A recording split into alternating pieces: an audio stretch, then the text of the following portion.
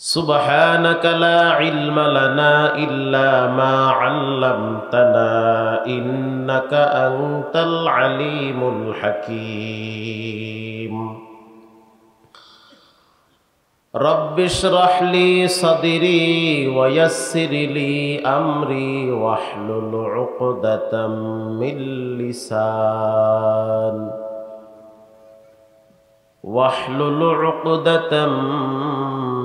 লিসানি ইয়াফকাহু কওলি। আলহামদুলিল্লাহ, অধ্যকার আয়োজিত কবরস্থানের উদ্যোগে আজকের এই মাহফিলের মোহতারাম সম্মানিত সভাপতি, প্রধান অতিথি, বিশেষ অতিথিবৃন্দ, জাতির মাথার মুকুট, দেশের কর্ণধার, ওয়ারাসাতুল আম্বিয়া হযরত উলামায়ে কেরাম, দূর দূরান্ত থেকে আগত ইসলাম প্রিয় ধর্মপ্রাণ মুসলমান ভাইরা, আল্লাহ জাল্লা শানুহুর সুমহান আলিশান দরবারে লাখো কোটি শুকরিয়া যে মহান রব্বে করিম আমাদেরকে ফিতনার জবানায় দুনিয়ার সমস্ত ঝামেলার থেকে হেফাজত করে, দল মত নির্বিশেষে হিংসাত্মক মনোভাব দূর করে ইহকাল জীবনে শান্তি, পরকাল জীবনে মুক্তির সন্ধানে বেহেশতের বাগান, জান্নাতের বাগান, সুশৃঙ্খল সুন্দর পরিবেশে আল্লাহ আমাদের মতো কিছু গুনাহগার বান্দাদেরকে এরকম একটি দামি মজমার সাথে জুড়ে মিলে বসার মতো সুযোগ করে দিয়েছেন। এজন্য ঈমানের আওয়াজকে বড় করে আবেগ ভরা কণ্ঠে কালেমাতুশ শুকর আদায় করি, আলহামদুলিল্লাহ। दुरूद सलाम सरकारे कायनात सय्यदुल मुरसलीन फखरुल हुदाया सय्यदुस सकलैन इमामुल मुरसलीन रसूल अकरम फखरुल आलम नबीयुल अरब वल आज़म, मानवतार मुक्तिर दूत, सर्वकालेर सर्वश्रेष्ठ महामानव, आल्लाहर सृष्टि जगतेर श्रेष्ठ व्यक्ति, सृष्टिर प्रधान आकर्षण, বিশ্বসভার সভাপতি, মানবকুলের শ্রেষ্ঠ মানব, যাকে আল্লাহ তাআলা হাউজে কাউসার উপহার দিয়েছেন, যার সুপারিশ ব্যতীত কোনো মানুষ জান্নাতে যেতে পারবে না, এমন একজন মহানবী, শ্রেষ্ঠ নবী, দামি নবীর উম্মত হতে পেরে আমরা খুশি না বেজার? যদি খুশি হয়ে থাকি তাহলে সকলেই পড়ি সাল্লাল্লাহু আলাইহি ওয়াসাল্লামের উপর। যে ব্যক্তি রাসূলুল্লাহর উপরে একবার দুরূদ শরীফ পড়ে তার আমল নামায় 10টা নেকি জমা হয়ে যায়, 10টা গুনাহকে আল্লাহ পাক মাফ করে দেয়, 10 গুণ মর্যাদা আল্লাহ পাক বৃদ্ধি করে দেয়। এক বর্ণনায় এসেছে, যে ব্যক্তি জীবনে একবার আবেগ ভরা কণ্ঠে প্রেম ভালোবাসা নিয়ে রাসূলুল্লাহর উপরে দুরূদ শরীফ পড়বে, সে যদি গুনাহগারও হয়, তার পাপের কারণে সে পুলসিরাতের রাস্তা পাড়ি দিতে পারবে না। গুনাহগারেরা পুলসিরাত পাড়ি দিতে গিয়ে কেটে কেটে নিচে জাহান্নামে পড়ে যাবে, কিন্তু যে রাসূলুল্লাহর উপরে একবার দুরূদ শরীফ পড়েছে, জীবনে একবার মহব্বতের সহিত প্রেম ভালোবাসা নিয়ে, সে কেটে কেটে আগুনে পড়বে না, বরং সে পুলসিরাতের নিচে দুরূদের বরকতে ঝুলে থাকবে। দুরূদ শরীফ এসে তাকে গার্ড দিয়ে জান্নাতের রাস্তায় উঠায়া দিবে। যেখানেই থাকেন, যে অবস্থায় থাকেন, বেশি বেশি দুরূদ শরীফ পড়বেন সাল্লাল্লাহু আলাইহি ওয়াসাল্লাম, সাল্লাল্লাহু তাআলা আলাইহি ওয়া আলিহি ওয়াসাল্লাম। সর্বোপরি শুকর যে আল্লাহ তাআলা আমাদেরকে এখনো জীবিত রেখেছেন, আমরা এখনো বেঁচে আছি। বেঁচে থাকাটা অনেক বড় একটা নিয়ামত। বেঁচে আছেন বলেই তো আজকের মাহফিলে আসতে পেরেছেন। যে ব্যক্তি জিব্বা নাড়ায় একবার সুবহানাল্লাহ পড়ে, জান্নাতে তার জন্য একটা গাছ তৈরি হয়ে যায়। মানুষের গীবত শিকায়াত না করে, দোষ চর্চা না করে, আজে বাজে কথা না বলে দিনের ভিতরে কমপক্ষে 10 বার সুবহানাল্লাহ পড়িয়েন, অন্তত পক্ষে 10টা তো জান্নাতে গাছ তৈরি হয়ে যাবে। বেশি বেশি ইস্তেগফার পড়তে হয়, ইস্তেগফার, আস্তাগফিরুল্লাহ বেশি বেশি পড়তে হয়। যেই নবীর কোনো গুনাহ নাই সেও প্রতিদিন 100 বার আল্লাহর কাছে তওবা করেছে, 100 বার। এজন্য আমাদের জীবনে গুনাহ কম না বেশি? অনেক বেশি। পাপের বোঝা বহন করতে করতে আমরা ক্লান্ত হয়ে গেছি। চোখ বন্ধ করলে মনে হয় আপনার চেয়ে পাপী পৃথিবীতে আর কেউ নাই। আমি যখন ভাবি যে কি করলাম জীবনে ভালো কাজ, তখন দেখি যে আমার চেয়ে পাপী আর কেউ নাই। কত পাপ আমাদের ইচ্ছায় অনিচ্ছায় আমাদের জীবনে লেগে থাকে। শয়তান মানুষকে ধোঁকা দিয়ে বোকা বানায়া জাহান্নামে রাস্তায় উঠাইয়া দেয়। সমস্ত নবীরা আল্লাহর কাছে তওবা করেছেন, সব নবীরা। ফাকুলতু আস্তাগফিরু রাব্বাকুম ইন্নাহু কানা গফফারা। তোমরা এমন একজনের কাছে তওবা করো যিনি ক্ষমাশীল, যার মতো এত দয়া পৃথিবীতে কেউ করে না। বলেন তিনি হলেন কে? আল্লাহ তাআলা। আদম আলাইহিস সালাতু ওয়াস সালাম দুনিয়াতে আসার পরে দোয়া করেছিলেন, রব্বানা যালামনা আনফুসানা ওয়া ইল্লাম তাগফির লানা ওয়া তারহামনা লানাকুনান্না মিনাল খাসিরিন। আয় আমার রব, আমি আমার নফসের উপরে জুলুম করছি, আপনি আমাকে মাফ করে দেন। আপনার আব্বা, সে আল্লাহর কাছে তওবা করে। শুধু তাই নয়, ইন্নী তুবতু ইলাইক, মুসা নবী বলে, আল্লাহ আমিও আপনার কাছে তওবা করতেছি। দাউদ পয়গম্বর, তিনিও সেজদায় পড়ে একটানা 40 দিন কেঁদেছিলেন। সুলাইমান নবী একদিন হুদহুদ পাখির কান ধইরা টান মারছিল। ফাকালা মা লিয়া লা আরাল হুদহুদা, আমি কেন হুদহুদকে দেখতেছি না। এটা লম্বা একটা আলোচনা, কোরআনের আলোচনা। হুদহুদ বলতে আছে, আপনি আমার উপরে মেজাজ গরম করে কান ধরে কেন টান দিলেন? আল্লাহর সামনে দাঁড়ায়া বিচারের দিনে হিসাব দেওয়ার জন্য প্রস্তুতি থাকেন, আল্লাহরে ডরান। কারে ডরান? আল্লাহরে ভয় পান। ভয় তার শরীরের পশম দাঁড়ায় গেছে। তাফসিরে ইবনে কাসির এসেছে, কান ছাইরা দিয়া কয়, আস্তে আস্তে আসো। এরপরে তিনি আল্লাহর কাছে নাগা তারা প্রতিদিন কান্ত, আল্লাহ আমি বুঝতে পারি নাই, একটা অবুঝ প্রাণীর কান ধরে আমি টান মারছি, আমাকে মাফ করে দেন। সমস্ত নবীর আল্লাহর কাছে তওবা করেছে। শুধু তাই নয়, সমস্ত মুমিনা নারীরা আল্লাহর কাছে বেশি বেশি তওবা করেছে। বান্দা পাপ করতে ভালোবাসে, আল্লাহ ক্ষমা করতে ভালোবাসে। ওয়াজ মাহফিল হাসি তামাশার জায়গা না যে বয়া বয়া বিড়ি খাইবেন, 2 ঘন্টা বয়ান শুনবেন, যাওয়ার সময় টুপি খুললে আবার একটা টান মাইরা বাড়িতে গিয়ে ঘুমাইবেন, সকাল 10টায় ঘুম দিয়ে উঠবেন। এটা কি বয়ান? বয়ানের উদ্দেশ্য হলো মানুষগুলোর জন্য আল্লাহমুখী হয়, দিনমুখী হয়, মানুষগুলোর বিবেক বুদ্ধি জাগ্রত করা। কতদিন দুনিয়ায় বাঁচব, কত মানুষ মরতেছে, যে কোনো সময় আমার সিরিয়াল চলে আসতে পারে, এটা স্মরণ করায় দেওয়াই হলো বয়ান। ফাযাক্কির, বয়ান করতে থাকো, বয়ান চলতে থাকুক। বয়ান যত বেশি হবে সমাজ থেকে তত পাপাচার, অন্যায়, অপরাধ বিদায় নিবে। কথা ঠিক না ভাই? এজন্য বেশি বেশি নসিহতের প্রয়োজন আছে না নাই? আছে। তো সম্মানিত হাজিরিন, আমাদের সময়গুলো যেন ভালো কাজে ব্যয় হয়। রাসূল করিম সাল্লাল্লাহু আলাইহি ওয়াসাল্লাম বলেন, ওয়া হায়াতাকা ক্বাবলা মাউতিক, মৃত্যু আসার আগেই তোমরা তোমাদের হায়াতটাকে মূল্যায়ন করো। হায়াত, এই যে শ্বাস টানতেছেন ছাড়তেছেন, এটা কার দেওয়া নেয়ামত? আল্লাহ পাকের দেওয়া নেয়ামত। একদিন হঠাৎ আপনি শ্বাস টানতে পারতেছেন না, ভিতরে জ্যাম হয়ে গেছে, তখন আপনাকে কোথায় নিবে বলেন? মিষ্টির দোকানে নিয়ে 2 কেজি মিষ্টি বেশি করে খাওয়াইবে যে খাও 2 কেজি, খাইয়া শ্বাসটারে ক্লিয়ার করো, বলবে? না। আপনাকে হসপিটালে নিবে, ডাক্তার বলবে এনাকে আইসিইউতে রাখতে হবে, সমস্যা বলে লাইফ সাপোর্টে রাখতে হবে। লাইফ মানে হায়াত, বলে লাইফ মানে কি? হায়াত। সাপোর্ট মানি একটু ঠেলা দিয়ে এটারে সোজা করা, ভাঙ্গে পড়তে আছে বাঁশ দিয়ে সোজা করো। তো লাইফ দেয় আল্লাহ, বিনিময়ে আপনাদের কাছ থেকে একদিনও একটা টাকা চেয়ে নিয়েছে?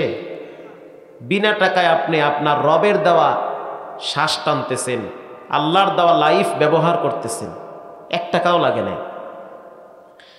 একটু টানতে কষ্ট হয়, তখন আপনাকে সাপোর্ট দিবে ডাক্তারে। লাইফ ছাড়া সাপোর্টের কোনো ভ্যালু আছে? খুব ঠান্ডা মাথায় বুঝবেন, আমি রং ঢঙের বক্তাও না, আর ওই বয়ানও পারি না। এটাও মনে করিয়েন না যে এখানে বয়ান করে আরো 5 জায়গায় আসতে হবে। রমজানের আগের দিন পর্যন্ত কথা বলারও সময় নাই, একেবারে ডায়েরি রোগচিন হয়ে গেছে। তো এটা মনে করিয়েন না যে এখানে খুব রং মাতায়া মতায়া বয়ান করে আরো 5 জায়গায় আসতে হবে। শুধুমাত্র কথা হবে আল্লাহর দ্বীনের জন্য। কিছু মানুষের দিল যেন আল্লাহমুখী হয়ে যায়, কিছু মানুষ যেন আমলের ন্যায়তে তৈরি হয়ে যায়। আল্লাহ আমাদের সকলকে উক্ত কথা অনুযায়ী আমল করার তৌফিক দান করুক। আরো জোরে বলেন আমিন। ডাক্তার যে সাপোর্ট দিল, এর বিনিময়ে কি সে কিছু নেয়? টাকা পয়সা নিবে না? টাকা পয়সা নিবে। বিনা টাকায় ডাক্তার আপনাকে সাপোর্ট দিবে না, সে আপনাকে লাইফ সাপোর্ট দিল, বিনিময়ে অনেক টাকা সে নিবে। কিন্তু আল্লাহ তাআলার দেওয়া এই যে লাইফ হায়াত ব্যবহার করতেছি, এর বিনিময়ে কি নিয়েছে আপনার কাছ থেকে আল্লাহ? কিচ্ছু নেয় নাই। আল্লাহর দেওয়া হাত, এটা আমানত। 2 হাতে আঙ্গুল কয়টা? সবাই বলেন 10টা। এমন লোক দেখছেন যে যাদের 2টা হাত নাই, শুধু পা আছে? এমনও লোক দেখছেন যে হাতও নাই পাও নাই? আজকে আসার সময় এলেঙ্গায় দেখে আসছি, লাস্ট সিএনজি পাম্পে হাতও নাই পাও নাই, বসে আছে। কেউ যদি 5টা টাকা দেয়, সে গিয়ে আনতে পারে না, তার কাছে এসে দিতে হয়। তো বললাম পেটে খিদে লাগছে, লাগলেও কিছু করার নাই, যেমনে আল্লাহ রাখছে হেমনে। তো কেমন আছেন? আল্লাহ যেমনে রাখছে আলহামদুলিল্লাহ। হাত পাও যে নাই, আল্লাহ দেয় নাই, কিছু করার নাই। আবার একদিন জিজ্ঞেস করলাম, প্রায় সময় দেখা হয় যে হাত পাও যে নাই কষ্ট হয়? না, কষ্ট হয় না, কারণ শুনছি আপনাকে মুখ দিয়ে আপনারা বলছেন, হাদিসে আসছে, কোরআনে আসছে, পাপ করলে নাকি জাহান্নামের আগুনে পুরাইবে আল্লাহ, আগুন দিয়ে পুরাইয়া চামড়া উঠাইবে। কুল্লামা নাউইজাত জুলুদুহুম বাদদালনাহুম জুলুদান গায়রাহা লিয়াযুকুল আযাব। আল্লাহ কয় যারা পাপ করবে, এগো আমি এমন কায়দায় আগুন দিয়ে পুরামু, চামড়া উঠে যাবে, আবার নতুন চামড়া হবে, আবার উঠবে, আবার নতুন চামড়া হবে, পুড়তে পুড়তে একেবারে শুটকি বানায় রাখবো। লা ইয়ামুতু ফিহা ওয়ালা ইয়াহইয়া, মরবেও না বাঁচবেও না। এক একটা চিৎকারের আওয়াজে প্রাণী পর্যন্ত অজ্ঞান হয়ে যাবে। আল্লাহু আকবার। আগুনে নাকি আল্লাহ পুড়বে যারা পাপ করে। হুজুর আমার হাতও নাই পাও নাই, আমি পাপ করতে পারি না, তো বাচ্চা গেলাম জাহান্নামের আগুন থেকে।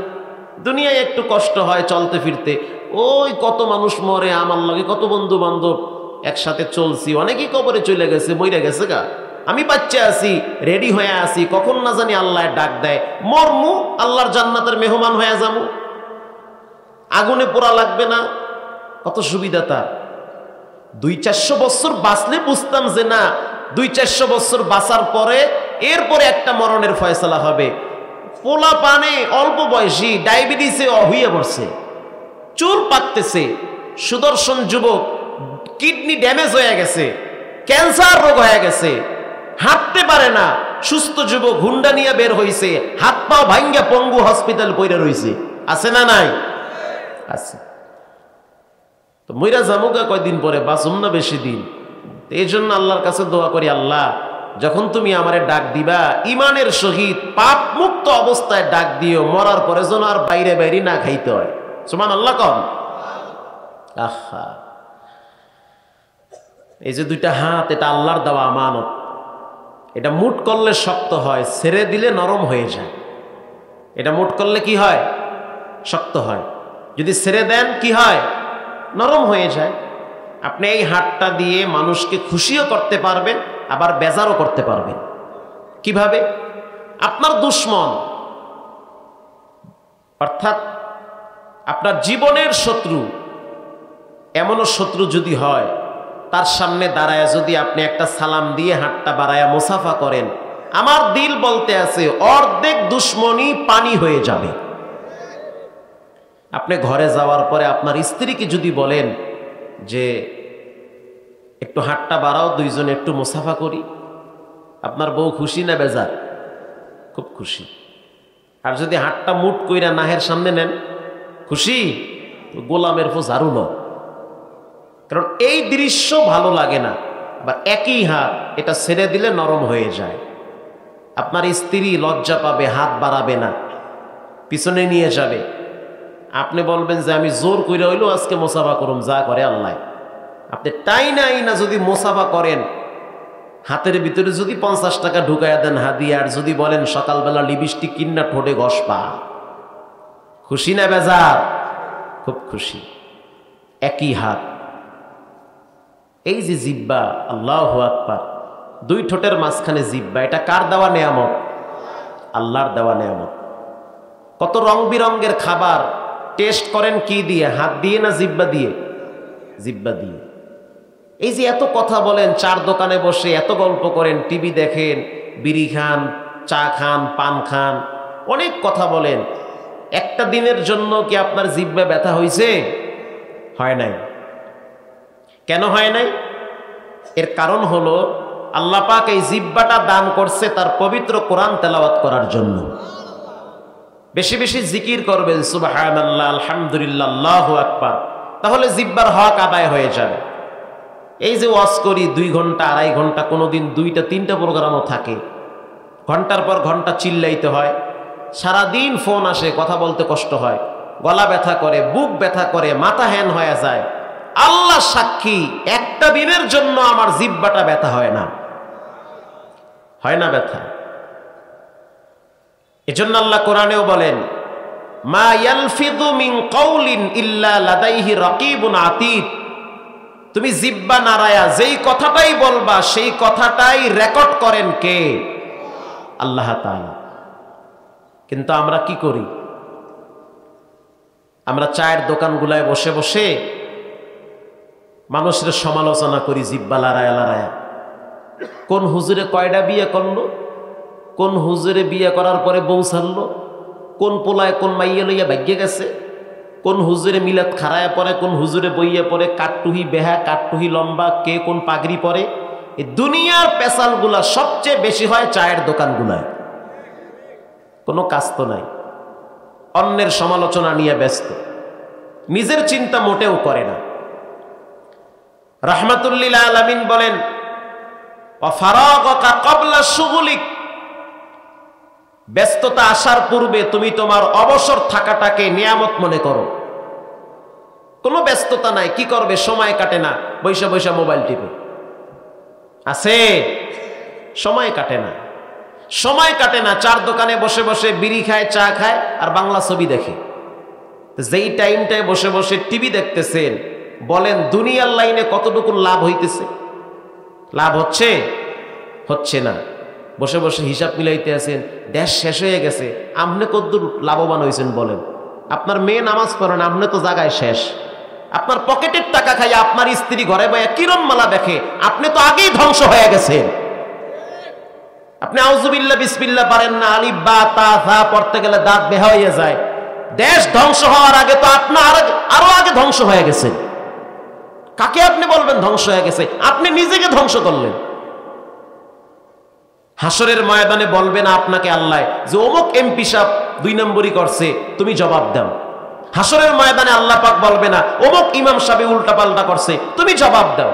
বলবে? বলবে না। কিন্তু এটা বলবে, কুল্লুকুম রাঈন ওয়া কুল্লুকুম মাসউলুন আন রাঈয়াতি। প্রতিটা মানুষ দায়িত্বশীল গার্জিয়ান। আপনার পকেটের টাকা খাইয়া যারা চলে, এরা যদি উল্টা পাল্টা করে, এই হিসাব জবাবদিহি আপনাকে দিতে হবে। কথা কি ঠিক বললাম আমি? এটা ঠিক কথা। আল্লাহ তাআলা আমাদের সকলকে সময়ের গুরুত্ব এবং হায়াতের মূল্যায়ন করার তৌফিক দান করুক। আরো জোরে বলেন আমিন। আমি আপনাদের সামনে মহাগ্রন্থ পবিত্র কোরআনুল হাকিম থেকে সূরা ফাতির থেকে একটি আয়াত তেলাওয়াত করেছি। সূরা ফাতির 22 নম্বর পারায় এই সূরাটা। কোরআন এমন একটা ঐশী বাণী, যেখানেই লাগে কোরআন সেই জায়গাটা আল্লাহ পাক দামি বানায় দেয়। পৃথিবীর ভিতরে এমন একটা কিতাব নাই যেই কিতাবের সাথে ঘষা লাগলেই দাম বাড়ে, মর্যাদা বাড়ে, প্রমোশন হয়। কিন্তু আল্লাহর কালাম এটা তো মূল্যায়নও কদরও করা হয় না। দেখেন না, গুনে খাইতে খাইতে হইছে কি ওই সবে বরাতের সময় উড়াইয়া রাখছে, সবে কদরের সময় নামাইয়া একটু পরে টরে ধুইয়া রাখছে, আর খবর নেই। অথচ কোরআন এমন একটা কিতাব যেখানেই লাগে সেই জায়গাটা আল্লাহ পাক দামি বানায় দেয়। এই কাপড়টার দাম কত হবে? 400 টাকা গজ হাইয়েস্ট। রাস্তায় ফালায় রাখলে মানুষ বাড়ি নিয়ে সাইকেলের চাকা মুছবে। কিন্তু একটা পলিস্টার কাপড় দিয়েও যদি আপনি কোরআনের একটা জামা বানায় রাস্তায় ফালায় রাখেন, যেই যুবকটা কোনোদিন মসজিদে গিয়া সেজদা দেয় নাই, ওর চোখের সামনে পড়লেও উঠায়া বুকে লাগাবে, চুমা খাবে। কাঠের কি বা দাম আছে? পাক না পাক অবস্থায় মানুষ কাঠ ব্যবহার করে। একটা কম দামি কাঠ, রেন্ডি কাঠ, চাম্বল কাঠ, কাঠগুলো বেশি ঘুনে খায়, কম দামি কাঠ। এই কাঠগুলো দিয়ে যদি আপনি কোরআনের একটা রেহাল বানায়া দেন, ওই রেহালটা রাস্তায় ফালায়া রাখলে যে হিন্দু সেও মনের ভুলে ওটার সাথে পা লাগাবে না। কেন লাগাবে না? একটাই কারণ, কোরআনের সাথে যেটা লাগে ওটার দাম বাড়ায়া দেয় কে? আল্লাহ তাআলা। এজন্য রব্বুল আলামিন কোরআনের শুরুতেই বলেন, যালিকাল কিতাবু লা রাইবা ফীহি হুদাল লিল মুত্তাকিন।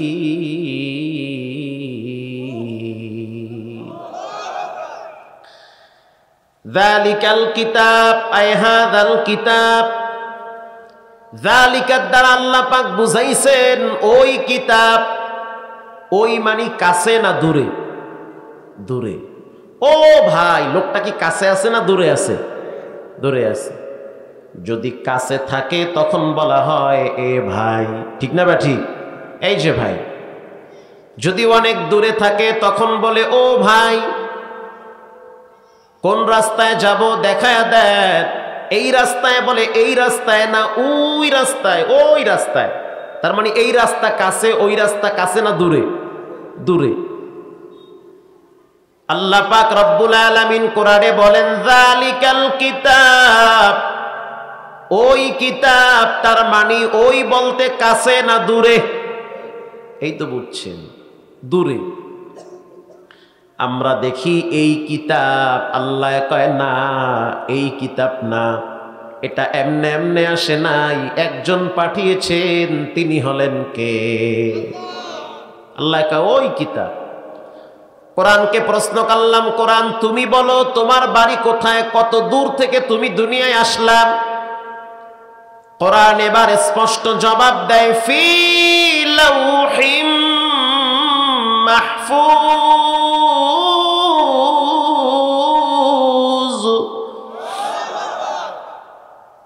কোরআন বলে আমি আসছি লাউহে মাহফুজ থেকে। লাউহে মাহফুজ কি বগুড়ায়, শেরপুরে, নাটোরে? লাউহে মাহফুজ কত দূর? এটা ক্যালকুলেটর, কম্পিউটারেও কাজ করবে না। এত দূর থেকে কোরআনকে পাঠিয়েছেন কে? আল্লাহ তাআলা। প্রশ্ন করলাম, কোরআন তোমার এত মর্যাদা, তুমি যার জীবনে যাও তার জীবনটাই তো দামি বানায় দাও। বলো তুমি কোন মাসে দুনিয়ায় আসছো? কোরআন জবাব দেয়, শাহরু রমাদানাল্লাযী উনজিলা ফীহিল কুরআন হুদাল লিন্নাসি ওয়া বায়্যিনাতিম মিনাল হুদা ওয়াল ফুরকান। সারা বছরের ভিতরে একটা মাসের দাম সবচেয়ে বেশি। বলেন ওই মাসটার নাম কি? মাশাআল্লাহ। সারা বছরের ভিতরে একটা রাতের দাম সবচেয়ে বেশি। বলেন সেই রাতের নাম কি? লাইলাতুল কদরি খায়রুম মিন আলফি শাহর, হাজার হাজার মাসের চেয়ে শ্রেষ্ঠ রাত হলো কদরের রাত। ঠিক না ভাই? ঠিক। কদরের রাত শ্রেষ্ঠ মাস রমজান মাস, শ্রেষ্ঠ রাত কদরের রাত, শ্রেষ্ঠ কিতাব আল্লাহর কোরআন যিনি পাঠিয়েছেন তিনি হলেন কে? সুবহানাল্লাহ। বাখা কুরআন কালামুল্লাহ বসনো কাদিমাস্তি নইনো। যার জীবনে কোরআন লাগে তার জীবনটা আল্লাহ পাক মূল্যবান করে দেয়। ভাইয়েরা আমার, যতগুলো ফিরিস্তা পৃথিবীতে আছে সব ফিরিস্তার ভিতরে লিডার ফিরিস্তা যিনি, শ্রেষ্ঠ ফিরিস্তা যিনি, তার নাম কি? জিবরাইল। তার নাম কি? জিবরাইল। মোহাম্মদ হর গিজনা গুফতা তানা গুফতা জিবরাইল, জিবরাইল হর গিজনা গুফতা তানা গুফতা রব্বুল জলিল। শ্রেষ্ঠ ফিরিস্তার নাম হলো জিবরাইল, শ্রেষ্ঠ কিতাবের নাম হলো কোরআন। যেই এলাকায় নাজিল হয়েছে সেই এলাকাটার নাম হলো মক্কা। দেখছেন নি কোরআন আল্লাহ পাক কোন কোন সিস্টেমে পৃথিবীতে পাঠাইছে।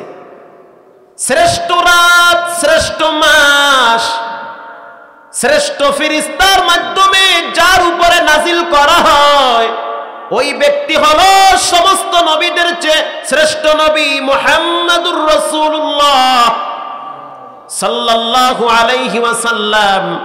তার মতো শ্রেষ্ঠ নবী পৃথিবীতে আর কেউ আছে? নাই। আল্লাহ পাক কোরআনকে পাঠাবার আগে শ্রেষ্ঠ শ্রেষ্ঠ গুলাকে নির্বাচন করেছে। শ্রেষ্ঠ রাত, শ্রেষ্ঠ এলাকা, শ্রেষ্ঠ ব্যক্তি, শ্রেষ্ঠ পাহাড় যার মাধ্যমে পাঠাইছে তিনি হলেন শ্রেষ্ঠ ফিরিস্তা জিবরাইল। ঠিক না বা ঠিক? বলেন কোরআনটা যাদের সিনায় রাখবে তারা কি মগা দের ব্যাটারি? আল্লাহ পাক যদি সবগুলাকে শ্রেষ্ঠ করে নির্বাচন করে কোরআনটা যার সিনায় দান করবে নিঃসন্দেহে তিনিও আল্লাহর কাছে শ্রেষ্ঠ দামি। ঠিক না বা ঠিক? হযরত আলী রাদিয়াল্লাহু তাআলা আনহু বলেন, রাজিনা কিসমাতাল জাব্বার ফিনা লানা ইলমুন ওয়ালিল আলাই মালু। রব্বুল আলামিন আপনি দুনিয়ার মানুষকে ক্ষমতার চেহারার মাধ্যমে সম্মানিত করেন, দুনিয়ার মানুষকে দুইটা পুঁজির মাধ্যমে আপনি দামি বানান। আমি আলীকে আপনি টাকা পয়সা দেন নাই, কিন্তু আপনি আমাকে ইলম দান করেছেন। এজন্য আল্লাহর হাবিব বলেন, আনা মাদিনাতুল ইলম ওয়া আলিয়ুম বাবুহা। আমি হলাম ইলমের ঘর, ইলমের শহর, সেই শহরের দরওয়াজা হইছে হযরত আলী। আল্লাহু আকবার। দুনিয়ার মানুষের ক্ষমতাসীনদের ক্ষমতার চেহারার পরিবর্তন আছে না নাই? আছে। 5 বছর 10 বছর ক্ষমতায় থাকে, ক্ষমতা শেষ, তার ভ্যালুও শেষ, কেউ জিগায় না। মাঝে মাঝে এয়ারপোর্টে বসে থাকি, দেখি কে বলে উনি সাবেক মন্ত্রী, ওই যে বয়া রয়েছে, ডানে বামে কেউ নাই, কেউ গিয়া জিগাও না যে স্যার কেমন আছেন। যদি বলে আমার জন্য 1 কাপ কফি নিয়ে আসো, বলে আপনি নিয়া খান কফি, আপনারে গোনায় ধরার টাইম নাই। যতদিন ক্ষমতায় ছিলেন সেলুট, ক্ষমতায় নাই ভ্যান গাড়িও জোড়ে না। ঠিক না ভাই? ঠিক। ভ্যান গাড়িও জোড়ে না। কিন্তু আল্লাহ তাআলা কোরআনওয়ালাদেরকে কেমন সম্মানিত করেছেন। দুনিয়ার ক্ষমতাশীলদের ক্ষমতার চেহারার মেয়াদ আছে, আছে না নাই? কিন্তু রব্বুল আলামিন কোরআন যাকে দিয়েছেন, কোরআনের জ্ঞান, কোরআনের ইলম যার সিনার ভিতরে আছে, তাদের চেহারা, তাদের মর্যাদা কখনোই নষ্ট হয় না, ক্ষুণ্ণ হয় না, বরং দুনিয়াতেও তাদের চেহারা মৃত্যু পর্যন্ত রিজার্ভ থাকে। মরার পরও সর্বপ্রথম উলামায়ে কেরামদেরকে আল্লাহ পাক স্পেশাল চেহারা দান করবে। মাঝে মাঝে ইয়ারফোনে গিয়ে শুনি পোলাপান সব দৌড় মারছে ওই গেটে। ওই গেটে কে আসছে? বলে আল্লামা জুনায়েদ বাবু নগরী ঢুকছে। হাজার হাজার মানুষ তার কাছে একটু দোয়া নেওয়ার জন্য যায়। কয়েক বছর আগে দক্ষিণ গেটে গেলাম, কি পোলাপান সব দৌড় মারছে। কে আসছে? বলে শাইখুল হাদিস ইবনে শাইখুল হাদিস আল্লামা মামুনুল হক এয়ারপোর্টে ঢুকছে। আল্লাহু আকবার। পোলাপান সব দৌড় মারছে। দেখি পুলিশরাও দাঁড়ায় দাঁড়ায় মুসাফা করে, হুজুর একটু দোয়া চাই। হাদিস পড়ান, হাজার হাজার ছাত্রদেরকে পড়ান, দোয়া সবার জন্য দরকার আছে।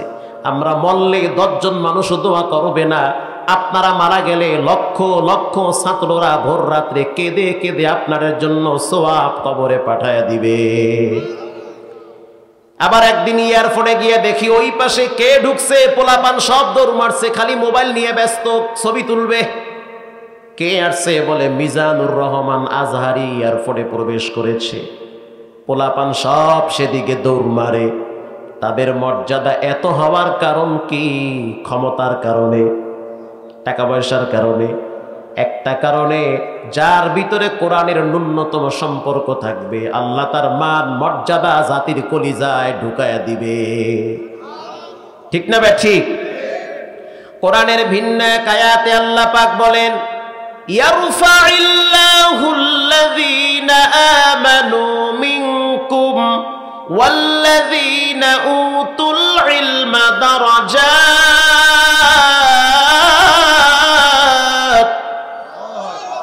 আল্লাহ পাকের ওয়াদা, যার ভিতরে কোরআন থাকবে তার মর্যাদা পৃথিবীর কেউ নষ্ট করতে পারবে না। তার মর্যাদা নিঃসন্দেহে একজন বাড়িয়ে দিবেন, তিনি হলেন কে? এটা আল্লাহর ওয়াদা। হযরত ওমর রাদিয়াল্লাহু তাআলা আনহু টপ লেভেলের একজন মাস্তান ছিলেন। তার ভয়েতে মানুষ ঘর থেকে বের হতে পারত না। কেউ যদি বলতো ওমর আসতেছে, ছোট ছোট বাচ্চারা ভয়েতে ঘুমায় যাইতো। আল্লাহু আকবার। শয়তান যদি ওমরকে দেখতো অন্য রাস্তা ধরতো। আল্লাহর হাবিবের মাথা আনার জন্য ওমর রেডি। কিন্তু গোপনে সংবাদ পাইল তার ঘরের ভিতরে তার বোন আর ভগ্নপতি কালেমা পড়ে মুসলমান হয়ে বসে বসে কোরআন পড়তেছে। আল্লাহর হাবিবের মাথা আনতে না গিয়া উল্টা দিকে চলে গেল বোনের বাড়িতে।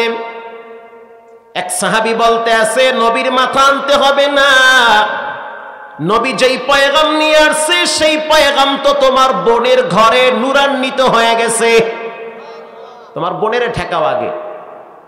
দরওয়াজার সামনে দাঁড়াইলো, কান পাতলো, গুনগুন করে শব্দ আসতেছে। হযরত ওমর ফারুক রাদিয়াল্লাহু তাআলা আনহু দরজায় লক করলো। বোন ভয় পেয়ে গেছে, ভগ্নপতি আত্মগোপন করেছে। এরপরে কোরআন পড়া বন্ধ করে দিয়ে বোন দরওয়াজা খুললো, তাকায় দেখতেছে বোনের শরীর থেকে তাওহীদের ঘ্রাণ আসতেছে, ঈমানের নূর বিচরিত হইতেছে। প্রশ্ন করলো, তুমি বসে বসে কি করতেছিলে? গুনগুন করে আওয়াজ পাইতেছি। বোন বলতে আছে, আমি বসে বসে আল্লাহর কালামের তেলাওয়াত করি, যত পড়ি ততই মনে হয় কলিজার নিফাক অপবিত্র আল্লাহ পাক দূর করে দেয়। মেজাজ গরম হয়ে গেছে, তরবারির উল্টা দিক থেকে বোনের উপরে আঘাত। মেজাজ গরম করে বলে, ও বোন, আমি মুহাম্মাদের মাথা আনার জন্য রেডি হয়ে গেছি। সংবাদ পাইলাম তুমি নাকি কালেমা পড়ে মুসলমান হয়েছ। এখনই সময় আছে, মুহাম্মাদের কালেমাটা আমার কাছে ফিরিয়ে দাও। বোন বলে, সাবধান ও ভাই, এটা এমন একটা ট্যাবলেট, খাওয়ার সাথে সাথে রক্তের সাথে মিশে যায়। হযরত ওমর রাদিয়াল্লাহু তাআলা আনহু তরবারির উল্টা পিঠ দিয়ে আঘাত শুরু করে দিয়েছে।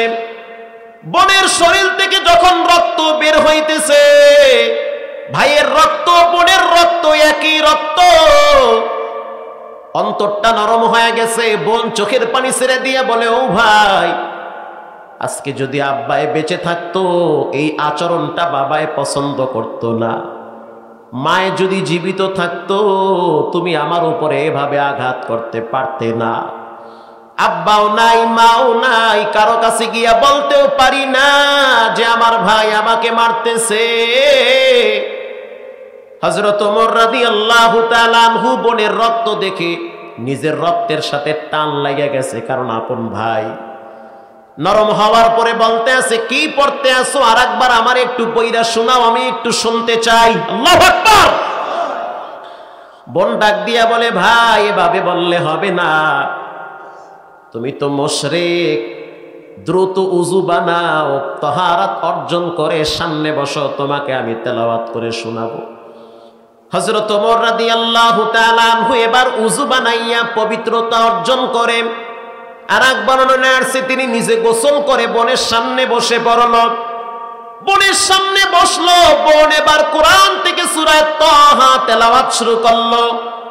তাহা মা আনজালনা আলাইকাল কুরআনা লিতাশকা ইল্লা তাযকিরাতাল লিমান ইয়াখশা।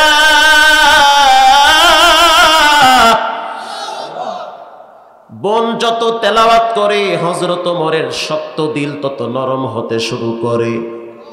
শুধু তাই নয়, বোন তুমি আরো একটু তেলাওয়াত করো, শুনতে তো বড় ভালোই লাগে। এদিকে আল্লাহর হাবিবের দোয়া কবুল হয়ে গেছে। আল্লাহ, দুই ওমরের এক ওমর তুমি ইসলামের জন্য কবুল করো। নবীর দোয়া কখনোই মিস হওয়ার সম্ভাবনা নাই। আবু জেহেলের কপালে হেদায়েত নাই, হযরত ওমরকে জান্নাতের মেহমান কোরআনের মাধ্যমে বানায়া দিয়েছেন কে? কোরআন হলো ওই বাণী। মাইকেল জ্যাকসনের কথা কে না জানে? ইতিহাস পড়ে দেখছি মাইকেল জ্যাকসন পৃথিবীর ভিতরে টপ লেভেলের একজন পপ সম্রাট। এই মাইকেল জ্যাকসন সিদ্ধান্ত নিয়েছে তিনি 100 বছর বাঁচবে। এবার আপনারা বলেন, বাঁচানেওয়ালা মারনেওয়ালা একজন তিনি হলেন কে? কুল ইন্না সালাতি ওয়া নুসুকি ওয়া মাহইয়ায়া ওয়া মামাতি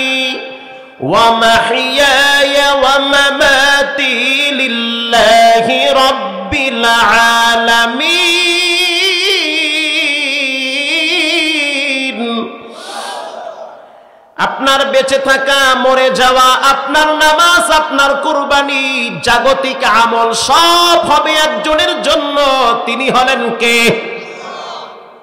নেতা নেত্রীর জন্য মরলে লাভ হবে না, নেতার জন্য রক্ত দিলে লাভ হবে না।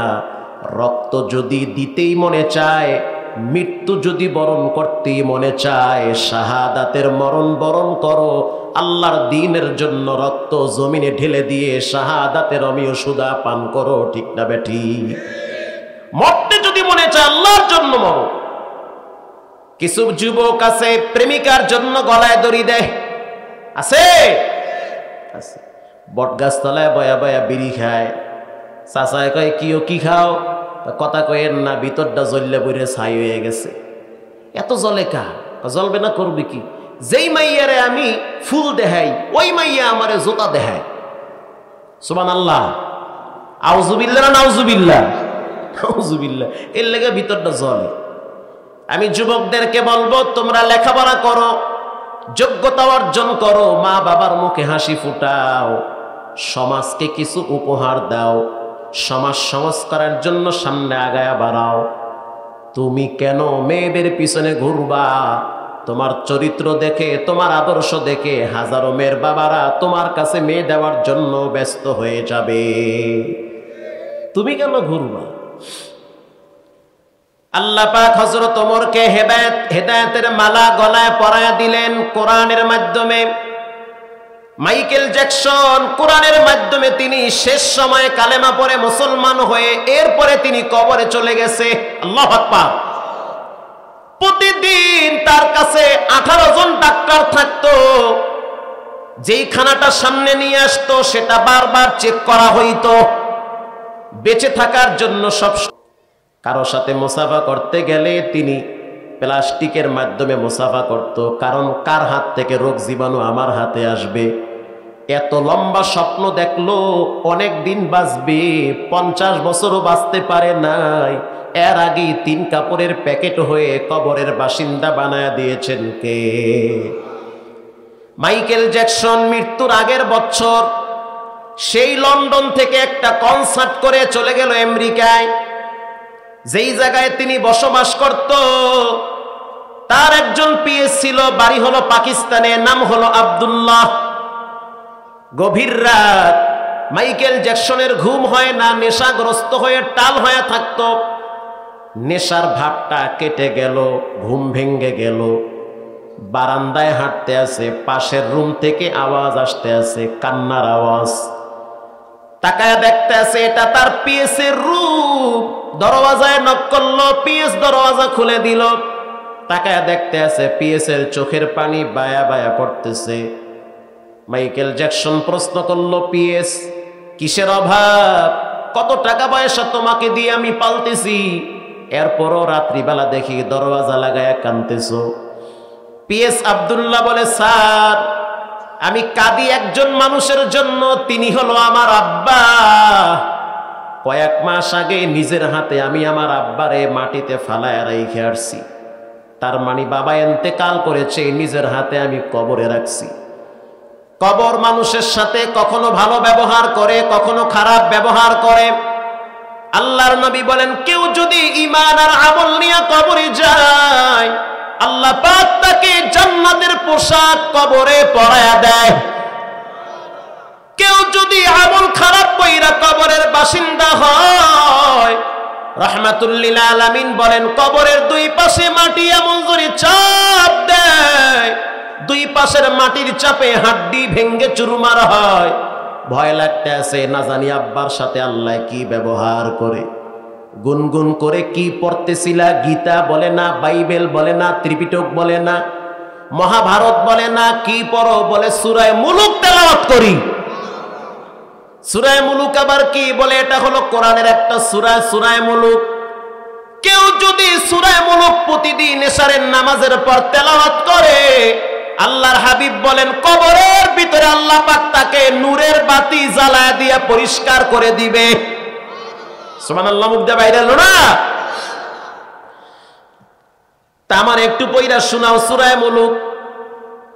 আব্দুল্লাহ যখন সূরা মুলুকে তেলাওয়াতে টান দিল, তাবারাকাল্লাযী বিয়াদিহিল মুলক ওয়া হুয়া আলা কুল্লি শাইইন কাদির।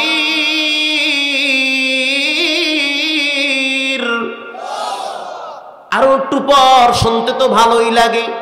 পৃথিবীর ভিতরে একটা আওয়াজ বড় মজার আওয়াজ, সেটা হলো কোরআনের আওয়াজ। কত আওয়াজ শুনলাম, বারবার শুনতে শুনতে ভালো লাগে না, বলে বন্ধ কর। একই আওয়াজ বারবার শুনতে ভালো লাগে না। জন্মের পরে একটা গান শুনলাম, ফাইটটা যাও, ঠিক না? খুব চলতেছিল মার্কেটে, ঘরে বাইরে, জুয়ান বুড়া মহিলা পুরুষ ধুমায় বাজায় ফাইটটা যাও। খুব কয়েকদিন রমরমা ব্যবসা খুব চলেছিল, এরপরে ফাইটটা জিরে এটা জোড়া লাগছে। এরপরে এখন আর কেউ বাজায় না। বারবার বাজাইলে মানুষ বলে ঘ্যানর ঘ্যানর বন্ধ কর। এই রোমা বারবার শুনতে মজা লাগে না, ঠিক না বে ঠিক? এরপরে মার্কেটে আবার নতুন একটা গান সাপ্লাই দেওয়া হয়। ওই গানটা হলো বন্ধু 3 দিন। এই যুবকরা কথা কও না কা? এই 3 দিন 6 দিন 9 দিন হয়ে গেছে, বন্ধুর খবর নাই। বন্ধু আরেকটারে বিয়ে করে বিদেশ লয়ে গেছে গা। কয়েকদিন খুব ভালো লাগছিল, এরপরে মানুষ বলে বারবার শুনতে ভালো লাগে না, বন্ধ কর। এরপরে আবার নতুন করে মার্কেটে সাপ্লাই দেওয়া হইল মধু হই খই। হুজুর আপনি পাইছেন কারে? ভাই রাস্তায় চলে, আমি কি কানে তুলে দিয়ে চলি, হুনি না পোলা পানে বাজায় নি।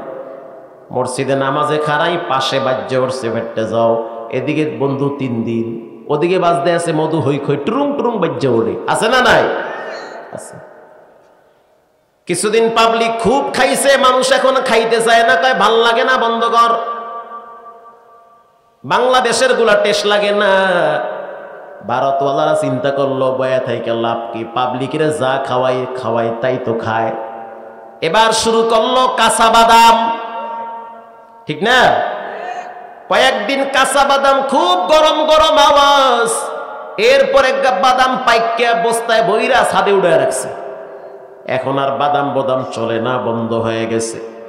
একজনে হারমোনিয়াম বাজায়, আর একজনে তবলা বাজায়, আর একজনে গিটার বাজায়, আর একজনে কয় হ হ, আর একজনে কয় র র, আর একজনে কয় হা। ঠিক না ব্যাঠি? এরপরে গানে তাল উঠায়া রেকর্ডিং কইরা মার্কেটে সাপ্লাই দেয়। কত চেষ্টা, কত মেহনত, কত প্রটোকল, কত সিকিউরিটি গার্ড। কিছুদিন পাবলিক খাইয়ে কয় ভালো লাগে না, বন্ধ কর।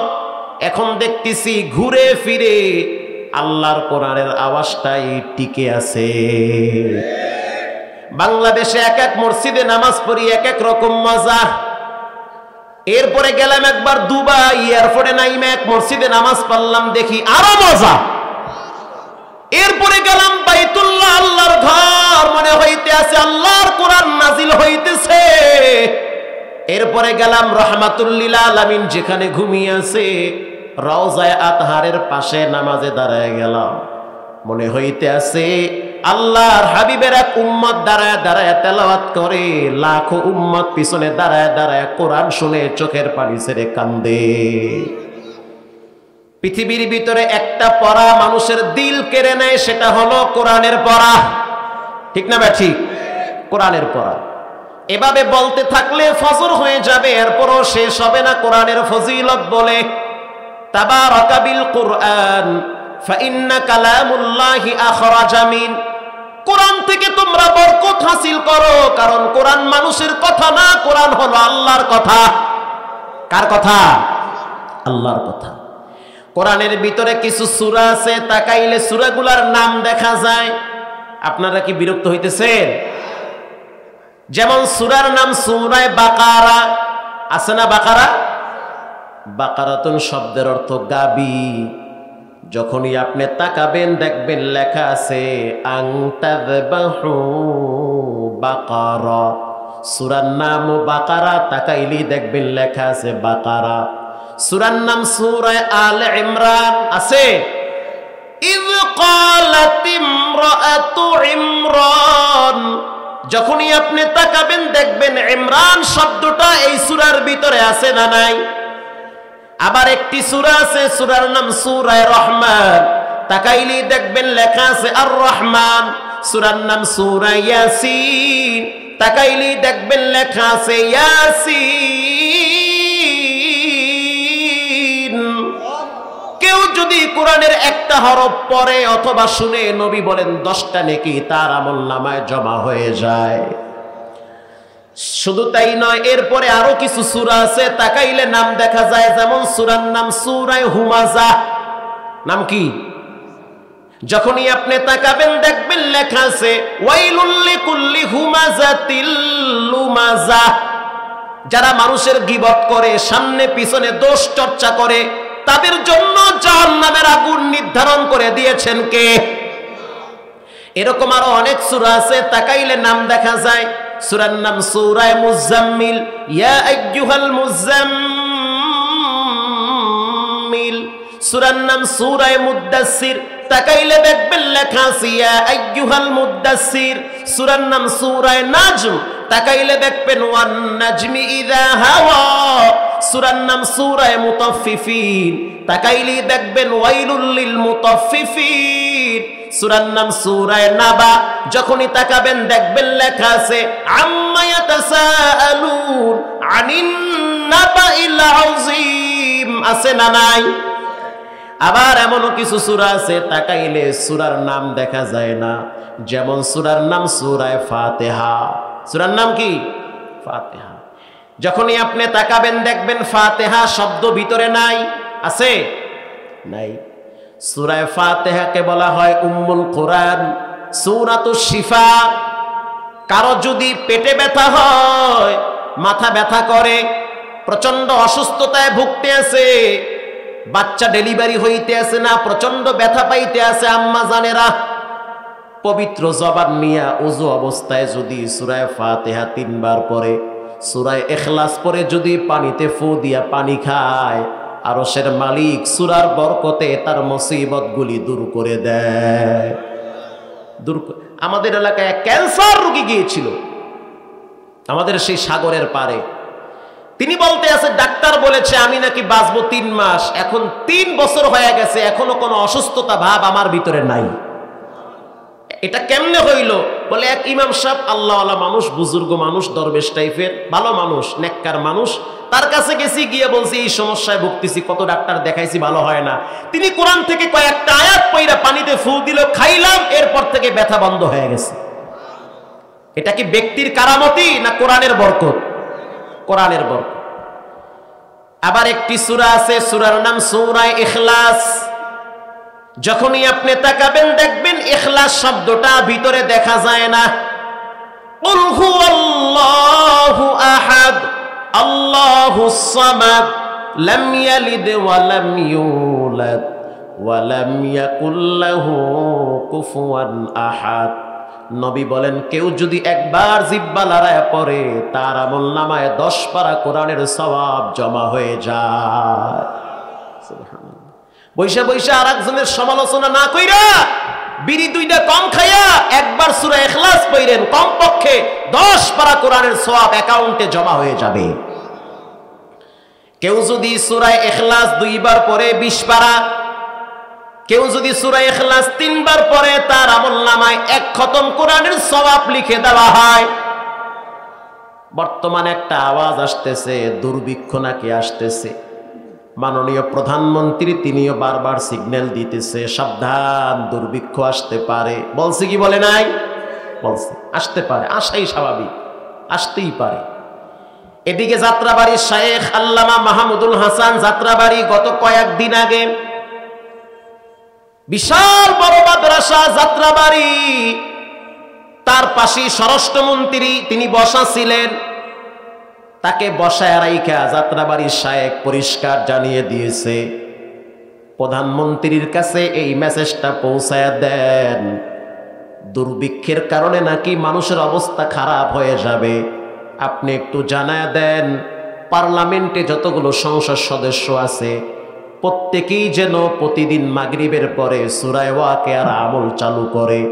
আশাবাদী আরশের মালিক না খাওয়ায়া একটা মানুষরেও মারবে না। ঠিক না ভাই? ঠিক। সব পার্লামেন্টের সদস্যদেরকে জানায়া দেন কেউ যদি মাগরিবের নামাজের পর সূরা ওয়াকিয়া তেলাওয়াত করে রে, আল্লাহর নবী বলেন দুর্ভিক্ষ হবে না, না খায়া মরবে না, বরং আল্লাহ পাক এই জমিনকে আরো ফসলের জন্য উপযুক্ত করে দিবে। ঠিক না বেঠি? যেই ঘরের ভিতরে সূরা ওয়াকিয়ার তেলাওয়াত হয় ওই ঘরের বাসিন্দাদেরকে আল্লাহ পাক না খাওয়ায়া মারে না। নানুপুর মাদ্রাসায় আমি পড়তাম, মনে আছে আমার, কষ্ট হয় আপনাদের? একদিন মাদ্রাসার প্রিন্সিপাল সাহেব আল্লামা জমির উদ্দিন নানুপুরি রহমাতুল্লাহি আলাইহি অনেক বড় এক আল্লাহওয়ালা মানুষ। ওই সময় মাদ্রাসা ছিল, ছাত্র ছিল প্রায় 4000, বর্তমান ছাত্র হলো 8000।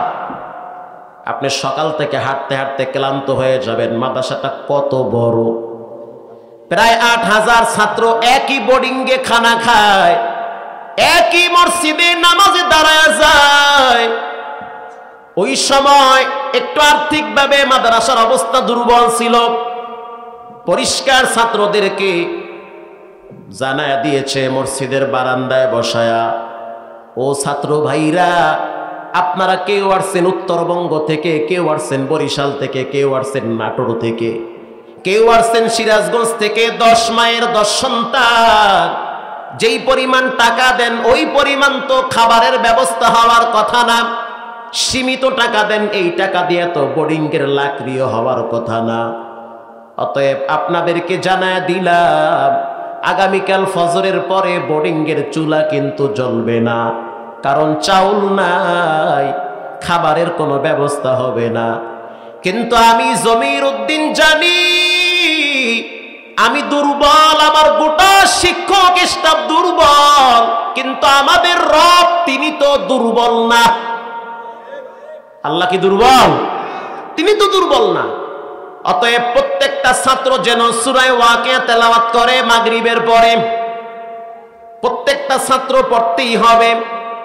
মাগরিবের পরে সূরা ওয়াকিয়া পড়ে বোর্ডিংয়ে গেলাম, দেখি বাবুরচিও পাতা কপি কুটে আর জিব্বা লড়াইয়া সূরা ওয়াকিয়া পড়ে।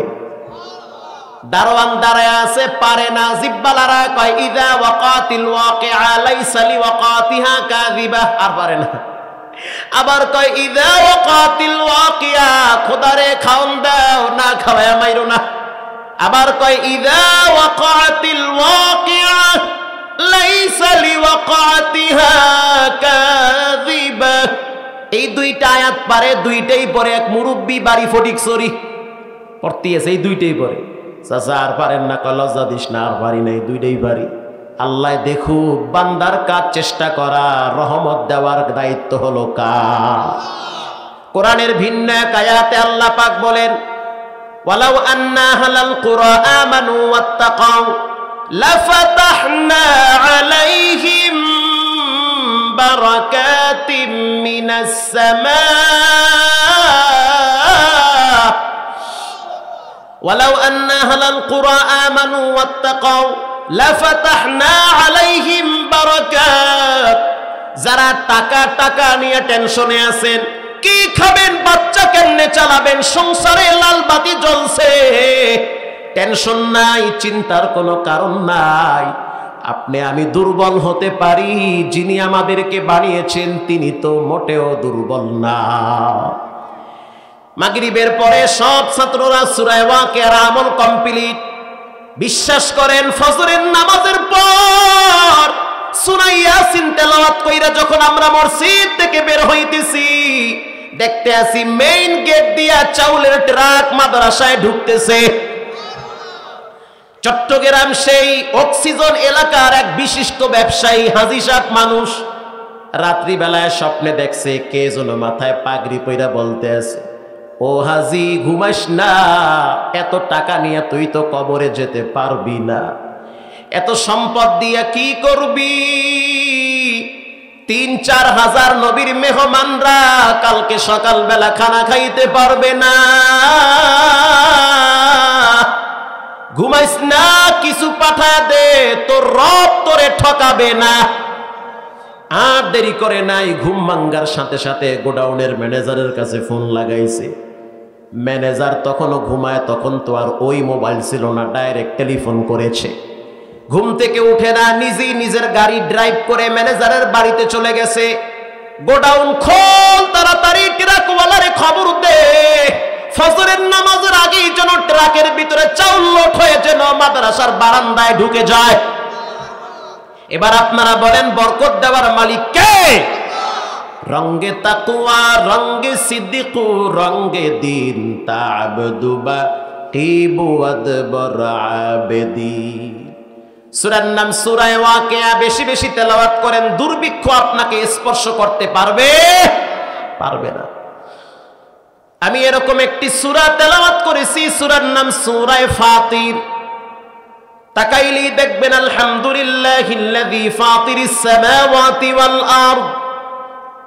এই সূরার ভিতরে আল্লাহ পাক বলেন ইন্নাল্লাযীনা ইয়াতলুনা কিতাবাল্লাহ, নিশ্চয়ই যারা আল্লাহর কিতাব তেলাওয়াত করে, ওয়া কামুস সালাহ, যারা নামাজ পড়ে, ৩ নম্বরে ওয়া আনফাকু মিম্মা রাযাকনাহুম সিররাও ওয়া আলানিয়াতান ইয়ারজুনা তিজারাতাল লান তাবুর।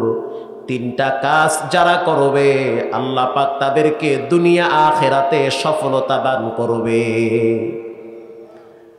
কোরআন এমন একটা জিনিস, মানুষকে সভ্য বানায়, ভদ্র বানায়, আদবওয়ালা বানায়। কষ্ট হইতেছে আপনাদের, বুঝতেছি। হযরত ওমর রাদিয়াল্লাহু তাআলা আনহুর কাছে এক বাবাই গেছে বিচার নিয়ে। বর্তমান সময়টা বড় কঠিন, সন্তান স্বার্থের লোভে মা বাবাকে ঘর থেকে নামায়া দেয়। শুধু তাই নয়, মা বাবারে জবাই পর্যন্ত করে। গত ৩ দিন আগের কথা, গোটা বাংলাদেশের সব জাতীয় পত্রিকায় এসেছে। বাবা প্রকৌশলী, অনেক বড় একজন শিক্ষিত মানুষ, সন্তানদেরকে বিদেশে লেখাপড়া করায় শিক্ষিত বানাইছে। ওই সন্তানরা দেশে আসার পরে বাবাকে ঘর থেকে নামায়া দিছে। শুধু তাই নয়, বাবার থাকার কোনো জায়গা নাই, বৃদ্ধাশ্রমে আশ্রয় নিয়েছে। লাশ পর্যন্ত বেচারায় ৩ দিন আগে মারাই গেল। সন্তানরা একটা বারের জন্য দেখতে আসে নাই কি স্বার্থপরের দুনিয়া। কার জন্য এত কষ্ট করেন? স্বার্থে আঘাত লাগলে কলিজার টুকরা সন্তানরা ফালায় রাইকা চলে যায়। এটার নামই দুনিয়া। কেউ কাউকে স্বার্থের আঘাত লাগলে বিন্দু পরিমাণ ছাড় দিতে চায় না। 10 দিন খাওয়াবেন, হে যুবক সালাম দিবে। একদিন খাওয়াবেন না, ওই বন্ধু বান্ধব মারার জন্য পরিকল্পনা করবে। কথা কন না কা? পরিকল্পনা করবে। এরকম ঘটনা অভাব নাই। ডেমরার ঘটনা কে না জানে? প্রতিদিন ঘটতেছে কম বেশি। বাবার হাতে ছেলে জবাই হয়, মায়ের হাতে মেয়ে জবাই হয়। জাহিলিয়াতের যুগে এমন ঘটনা হয় নাই। 6 বছরের মেয়ে ধর্ষণের শিকার হয়েছে। কিন্তু আফসোস, সোনার বাংলাদেশ, ডিজিটাল বাংলাদেশ, সোনার ছেলেরা 5 বছরের মেয়েকে ধর্ষণ করে। একটা 5 বছরের মেয়েও রেহাই পায় না। 80 বছরের বৃদ্ধা পর্যন্ত রেহাই পায় না। সমাজে একটা আওয়াজ হয়, দেশ বাঁচাও, সমাজ বাঁচাও। দেশ বাঁচবে, সমাজ বাঁচবে তখনই যখন আপনার ছেলে মেয়েরা মাদক থেকে, ইয়াবা থেকে, খারাপ কাজ থেকে বেঁচে যাবে। তখনই দেশ আর সমাজ বেঁচে যাবে। সমাজে একটি স্লোগান হয়, দেশ বাঁচাও, সমাজ বাঁচাও। প্রথম বুঝতে হবে, প্রত্যেকটা বাবা সে তার ছেলেকে বাঁচাবে। আমি আমার ছেলেকে বাঁচাবো, আমার আব্বা আমাকে বাঁচাবে মাদক থেকে, ইয়াবা থেকে, ফেন্সিডিল থেকে। যেই সমস্ত ছেলেরা সমাজের ভিতরে কিশোর গ্যাং চালু করেছে, এদের থেকে আপনি আপনার সন্তানকে বাঁচাবেন। বখাটে দুশ্চরিত্র ছেলেদের কাছ থেকে আপনার সন্তানকে যদি বাঁচান, পর্দার ভিতরের মা বোনেরা আপনি আপনার মেয়েটাকে বাঁচান। প্রাইভেট কোচিং এর দোহাই দিয়ে কোন দিন কোন ছেলের সাথে কোথায় গিয়ে কোন কি করতেছে, এর থেকে আপনি আপনার মেয়েটারে বাঁচান। মা যদি মেয়েরে বাঁচায়, বাপ যদি ছেলেরে বাঁচায়, এই দেশের ভিতরে কোনো 2 নম্বরই কোনো ধর্ষণ, কোনো জেনা, ব্যভিচার, হত্যা, গুম, খুন হতে পারে না, হবে না। হযরত ওমরের দরবারে এক বাবায় গেছে বিচার নিয়ে। কষ্ট হচ্ছে, অজ্ঞ কষ্ট জানগা, আমার কি এতে? কারো মুখ চাইয়া বয়ান করি না। ভালো লাগলে থাকবেন, না ভালো লাগলে যাবেন। ভালো লাগার কথা বলতেছি, খারাপ লাগার কিছু বলতেছি? ভালো লাগার কথা। হযরত ওমরের কাছে এক বাবায় গেছে বিচার নিয়ে। এটা আমি প্রায় প্রতিদিনই কই, কম বেশি। এটা না কইতে পারলে আমার বয়ানই ক্লিয়ার হয় না। কারণ বর্তমানে এই সমস্যাগুলো সবচেয়ে বেশি। প্রতিদিন ফোন আসে, হুজুর আমার আব্বাই আমারে ঠগাইছে। কিল্লেকে ঠগাইছে? 2 ভাইয়ের নামে জায়গা লিখে দিয়েছে, আমার নামে দেয় নাই। আছে না নাই? আরো একজন ফোন দেয়, হুজুর কই থেকে দিয়েছেন ফোন? রৌমারি কুড়িগ্রাম। কি হয়েছে? আমি গরিব মানুষ, পয়সা কামাইতে পারি না, এর লেগে আমার মাইয়ে পোলা আমার বাপ মায় কোলেও লয় না। 2 পোলা বিদেশ তাহে মসমসাইয়া পয়সা পাঠায়, আব্বাই হারা দিন বিড়ি খায় আর নাতুলিয়ে কুটকুট করে। আছে না নাই? হঠাৎ এক মুরব্বী ফোন, কি সমস্যা? আমার ছেলে আমারে ভাত দেয় না। আরো একজনে মসজিদে গিয়ে হাজির, কি হয়েছে? তো দোয়া করেন, পোলাটা খুব বাইরে গেছে। কি লেগে বাইরে গেছে? কথা সোয়ান যায় না, স্যান করে ওঠে। আছে না নাই? আরো একজনে আইছে, কি সমস্যা? সমস্যার কোনো শেষ নাই, কোনো কিছুর অভাব নাই, শুধু একটা অভাব। কি অভাব? ভয়াবহ অভাব। কিসের অভাব? তো অভাবটা হয়েছে শান্তির অভাব। তো এইটা বাদ থাকলে আর আছে নাকি? শান্তির অভাব। হযরত ওমর রাদিয়াল্লাহু তাআলা আনহুর কাছে এক সন্তান, তার বাবা চলে গেল, তার দরবারে গিয়া বলে, আমিরুল মুমিনিন, আমার সন্তানকে আপনি সাইজ করেন। কি করেন? সাইজ করেন। সাইজ বুঝেন তো? সাইজ মানে কি? ডাক্তার খেজুর খাওয়া বসে বসে, এটা সাইজ? সাইজ করেন। খুতবায়ে জুলফিকারের 3য় খণ্ডে এসেছে। তো হযরত ওমর ডাকলো এই ছেলের বাবার, এই মুরব্বীর সন্তানকে ডাকলো। যখন কাছে আসছে, আসার পরে হযরত ওমর বলতে আছে, এই মুরব্বীকে তোমার আব্বা লাগে? বলে, হ্যাঁ আমার আব্বা লাগে। তুমি কি তোমার বাবারে খাওন পরন দাও না? কয়, না দেই না। কুরি আল্লাহ, কয় কি? কত বড় সাহস! দাড়ি মেরে কয়, না দেই না। হযরত ওমর বলতে আছে, সাবধান, চেতাচাতি করবা না, আসলাম তরবারি দে। তরবারি বুঝেন তো? তরবারিটা যখন হাতে নিল, যুবক বলতে আছে, মাপ চাই, দোয়াও চাই, তরবারি দিয়ে আমারে আঘাত করিয়েন না। একটা কথা আমার শুনেন, বাদী বিবাদী উভয়ের কথা না শুনে একচাটিয়া ভাবে ফয়সালা দেওয়াটা বুদ্ধিমানের কাজ হতে পারে না। আমার কথাটাও শোনেন, হযরত ওমর হয়ে গেছে, স্তব্ধ হয়ে গেছে। এবার হযরত ওমর রাদিয়াল্লাহু তাআলা আনহু বললেন, যুবক বলো তোমার কি বক্তব্য? তোমার বাবায় বলছে তুমি নাকি তোমার বাবারে ঠিকমতো দেখভাল করো না। এত বড় হয়ে গেছি, আজও পর্যন্ত আব্বার চোখের দিকে তাকায়া কথা বলার সাহস হয় না। আজও পর্যন্ত মনে পড়ে না বাবার সামনে বসে আসন দিয়া খানা খাইছি। কেন পড়ে না জানেন? জন্মের পরে যেই মা বাবা তার সন্তানদেরকে আল্লাহ এবং নবীর সাথে পরিচয় করায় দেয়, আল্লাহ পাক ওই মা বাবার সন্তানের মহব্বত মা বাবার কলিজার ভিতরে ঢুকায়া দেয়। ঢুকায় দিবেন, পাবেন, দিবেন না পাবেন না। কামা তাদিনু তুদানু, যেমন কর্ম তেমন ফল। আল্লাহরে কিচ্ছু দিবেন না, সারাদিন কোচিং প্রাইভেট স্কুল কলেজ নিয়ে ব্যস্ত। আল্লাহকে আপনারা শেষ বয়সে মোয়া খাওয়াইবে, ফিডে খাওয়াইয়া চ্যাপটা বানাইবে। কইলো ঠিক না কইলো ঠিক, ঠিক কথাই তৈ দি, একটাও তো ঠিক না। হযরত ওমর রাদিয়াল্লাহু তাআলা আনহু বলেন, যুবক কি বলতে চাও? বলে বলতে চাই, বলেন আপনি একটু। দুনিয়াতে আব্বা আগে আসছে না আমি আগে আসছি? হযরত ওমর কয় কি দুনিয়াতে কে আগে আসছে? আপনারা জানেন না কে আগে আসছে? না ভুলে পোলা আগে আইছে? আপনাদের দেশে এরকম আছে নাকি? বাবাই আগে আসছে। হযরত ওমর রাদিয়াল্লাহু তাআলা আনহু বলেন, কি বলতে চাও পরিষ্কার বলো। বলতে চাই আমার আব্বাই দুনিয়াতে আগে আসছে না আমি আগে আসছি, ফতোয়া আপনি দেন। দুনিয়াতে তো বাপ আগে আসছে।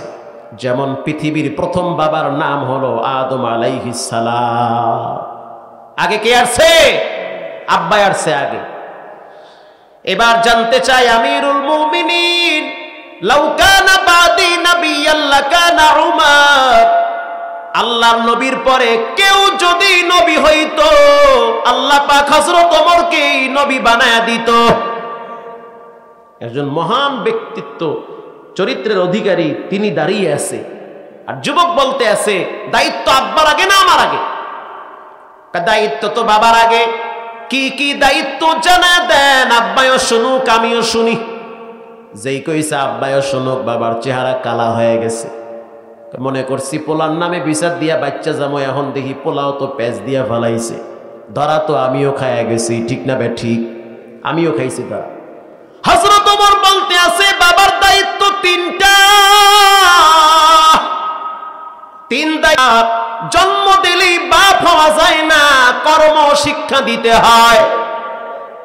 জন্ম দিয়ে ছাড়িয়ে দেবেন কাজ হবে না, আদব কায়দা শিক্ষা দিতে হবে, ভদ্রতা শিক্ষা দেওয়া লাগবে। ইলমে দ্বীন নবীর তরিকায় শিক্ষা দেওয়ার নামই হলো আদর্শবান বাবা। কারণ সন্তানরা সাধারণত বাবারে ফলো করে। বাপ যদি সন্তানের সামনে দাঁড়াইয়া বিড়ি টানে, ওই সন্তান বাবার সামনে দাঁড়াইয়া গাঞ্জা টানতে পারে, এটাই স্বাভাবিক। বাপ পোলারে কয় একটা ধরাইয়ান বিড়ি, তো পোলায় ধরাইয়া আনতে আনতে দুইটা শুকটান দিয়ে নয়। কথা কন না কা? বাবার থেকে ছেলেরা ঠিক শিখবে। আমি তো আমার আব্বার থেকে মেসওয়াক করা শিখছি, এখনো পর্যন্ত মেসওয়াক আমার পকেটে আছে। জিব্বা ছিল ভারী, কথা বলতে কষ্ট হয়। আব্বা কয় মেসওয়াক কর, আরশের মালিক জিব্বা ক্লিয়ার করবে। মেসওয়াক শুরু করছি, জিব্বা ক্লিয়ার হয়ে গেছে, কথা আর বাজে না। এক দাঁড়ানে 28 পারা পর্যন্ত কোরআন তেলাওয়াত করেছি আল্লাহর দয়ায়। তো এটা বাপ থেকে, সন্তানরা বাবার থেকে শিখে। হযরত ওমর রাদিয়াল্লাহু তাআলা আনহু বললেন বাবার দায়িত্ব তিনটা। আপনাদের কি বিরক্তি ভাব আসতেছে?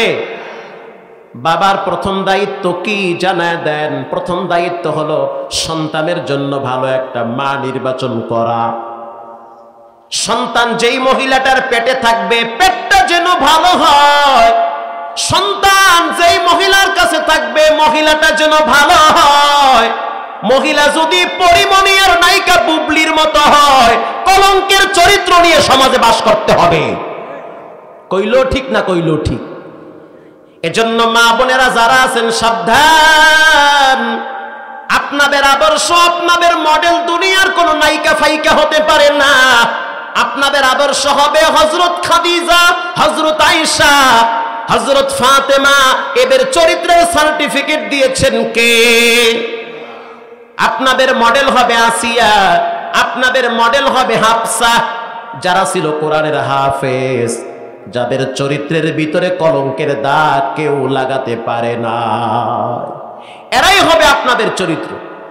হযরত ওমর রাদিয়াল্লাহু তাআলা আনহু বললেন, বাবার প্রথম দায়িত্ব সন্তানের জন্য ভালো একটা মা নির্বাচন করা।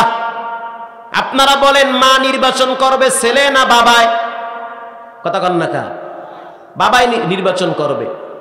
বিয়ে করার সময় বারবার চিন্তা করবেন, ও যুবক, এটা হাসি তামাশার জায়গা না, খেল তামাশার বিষয় না। বিবাহের বন্ধন এটা শক্ত বন্ধন।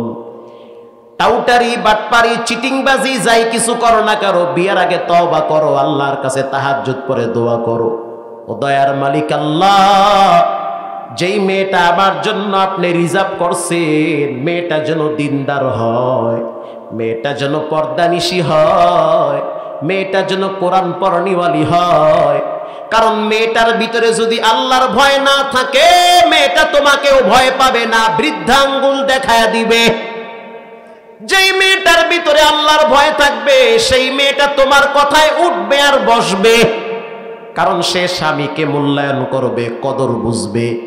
এজন্য বিবাহ করার আগে বারবার খবর নাও মেয়েটা কেমন, মেয়েটার মা বাবার ভিতরে সম্পর্ক কেমন খবর নাও, কত বছর বয়স থেকে বড় মোবাইল চালায় খবর নাও, মেয়েটা যেই স্কুলে পড়ে, যেই কলেজে পড়ে খবর নাও। তুমি যদি সচ্চরিত্রবান হও, নিশ্চয়ই তুমি সচ্চরিত্রবান একজন নারী পাবে। আর তুমি যদি টাউটারি, বাটপারি, 14টা পেয়ালায় মুখ দাও, হেও কমপক্ষে 10টা পেয়ালায় মুখ দিয়ে তোমার দরবারে আসবে। তুমি হবা কুতুবুল আলম, পাবাও কুতুবুল আক্তাব। তুমি হবা 2 নম্বরই, যারে আসবে বাসুর রাইতে জিগায়, তুই কয়টার লাগে প্রেম করছো? বউরে জিগায়, তুমি করছো কয়টার লাগে? আমি করছি 3টার লাগে। তো ধরো আমি কম হইলেও 2টার লাগে করছি, কেন করলি কে? তুই করছো কথায়। তুমি আমার চাও ইনটেক, আর তুমি হইছো 2 নম্বর, এটা হতে পারে না। 2 নম্বরের লাগে মিলবে, কথা কন না কা? 1 নম্বরের সাথে মিলবে, 2 নম্বরেরটা আল্লাহ কারা দিবে? আল খাবিসাতু লিল খাবিসাত ওয়াল খাবিসুনা লিল খাবিসাত। খবিসের লাগে খবিস মিলায়, ভালো লাগে আল্লাহ ভালো মিলায়। ভালো লাগেও যদি খবিস মিলায়, বুঝতে হবে আল্লাহর পক্ষ থেকে পরীক্ষা, এর বিনিময়ে আল্লাহ তাকে উত্তম যাজা আখিরাতে দান করবে। মজার একটা কথা বললে ফেলাবো, কষ্ট হবে নাকি? কষ্ট নিয়েন না, জীবনে আইয়ার নাই কইয়ালে আজকে যা করে। আমাদের বরগুনা কুয়াকাটার পাশে একটা জেলার নাম হলো বরগুনা। 2006 সালে সিডর শুরু হয়েছিল, বন্যা এমন ভাবে আঘাত করতে আছে, মানুষের ঘর বাড়িগুলো অর্ধেক ভেঙে পড়েছে। ছোট্ট একটা ঘর, ঘরের মালিকের নাম হলো কমর উদ্দিন ফরাজি। বেচারায় বড় আল্লাহওয়ালা ছিল, নেককার মানুষ ছিল, জয়জামেলায় ছিল না। রাস্তা দিয়ে হাঁটতো, জিব্বা লড়ায় লড়ায় বলতো আল্লাহু হাজিরিন, আল্লাহর নামের জিকির করত, কোরআন পড়তো, যা পারতো তাই পড়তো। বলেন লোকটা ভালো না খারাপ? কারোটা 2 টাকা নষ্ট করে মারতো না, কারো হক নষ্ট করতো না, বড় আল্লাহওয়ালা মানুষ, সবসময় আল্লাহর ফিকিরে থাকতো। ঝড় তুফান শুরু হয়ে গেছে, বেচারা বাহির থেকে উজু বানায় ঘরে আইসা 2 রাকাত নামাজ পড়লো। নামাজ পইরা ওই ছোট্ট ঝুপড়ির ভিতরে বৈশা বৈশা আল্লাহর জিকির করতেছে। স্ত্রী বড় চেতা, চেতা বোঝেন তো, সেন করে ওঠে, আছে না? আছে, আছে মানে আছে, আছে জোরে কয়, ব্যাপার কি সমস্যা আছে? নেই, থাকতেই পারে, এটা কোনো সমস্যা নেই। আম্মা জামেরা এদিকের আলহামদুলিল্লাহ, এদিকের মহিলারা মা বোনেরা অনেক ভালো মানুষ, তারা আল্লাহওয়ালা মানুষ। আমগো দিকে আছে মানে খোসা মারার আগে স্যান করে ওঠে। স্ত্রী বলতে আছে, ও স্বামী আমার, এই যে বারবার 7 নম্বর সিগন্যাল দিতেছে, ঘর ভেঙ্গে পড়বে, তাড়াতাড়ি বাহিরে নাইমা একটা বাঁশ দিয়া ঘরটারে টাইট কইরা সোজা কইরা রাখেন। এদিকে পশ্চিম, কোন দিকে? এদিকে পশ্চিম। এই ধরেন ঘর, পশ্চিম দিক থেকে যদি বাতাস আঘাত করে, ঘরটা ভেঙ্গে পড়বে কোন দিকে? পূব দিকে। এখন মাঝখানে বসে বসে আল্লাহর জিকির করে। স্ত্রী রাগান্বিত হয়ে গেছে, ধমক দিয়ে বলতে আছে জিকির করার টাইম নাই, তাড়াতাড়ি বাইরে নাই মা, বাঁশ দিয়া ঘরটারে টাইট করো। কার কথা কে শুনে? স্বামীর তো খবরই নাই, সে জিকিরি করতেছে। সন্তানরে পাঠাইয়া দিয়েছে, দেখ তোর বাবারে মনে হয় ভূতে ধরছে। সন্তান গিয়া বলতে আছে আব্বা, বাবার খবর নাই। আবার সন্তান ডাক দিয়েছে আব্বা, বাবার কোনো খবর নাই, সে তো আল্লাহ কইতেছে। সন্তান আবার ডাক দিয়েছে আব্বা, বাবা ধমক দিয়া বলে চুপ কর, আব্বা আব্বা কস না, আল্লাহ আল্লাহ কর। কথা কর না কা? আব্বা আব্বা কইয়া বেটকায়া বলিস না, আল্লাহ আল্লাহ কর বেটা। তাহলে আব্বা আব্বা আব্বা আব্বা পিছলা পিছলি শুরু করছো, বাদারি আল্লাহ আল্লাহ কর। কিছুক্ষণ পর সন্তান সেও রাগান্বিত হয়ে মায়ের কাছে গিয়া কয় আব্বারে ফুল ভূতে ধরছে, কঠিন ভূতে ধরছে। আমি গিয়া কয় আব্বা ঘরটা সোজা করেন। কয় আব্বা আব্বা কইস না, আল্লাহ আল্লাহ কর। তো ফুল ভূতে ধরছে আব্বা। এবার স্ত্রী রাগান্বিত হইয়া ঘরে ঢুইকা জোরে সরে বলতে আছে, ও সন্তানের বাপ, বসে বসে আল্লাহ আল্লাহ না কইরা ঘর থেকে বের হয়ে বাঁশ নিয়ে ঘরটারে সোজা করো। স্বামী বেচারায় নরম মানুষ, ঠান্ডা মাথায় বলতে আছে রাগ করবা না, একটু জানতে চাই ঘরটা কেন সোজা করব, কি সমস্যা? বলে বাতাসে আঘাত করতেছে।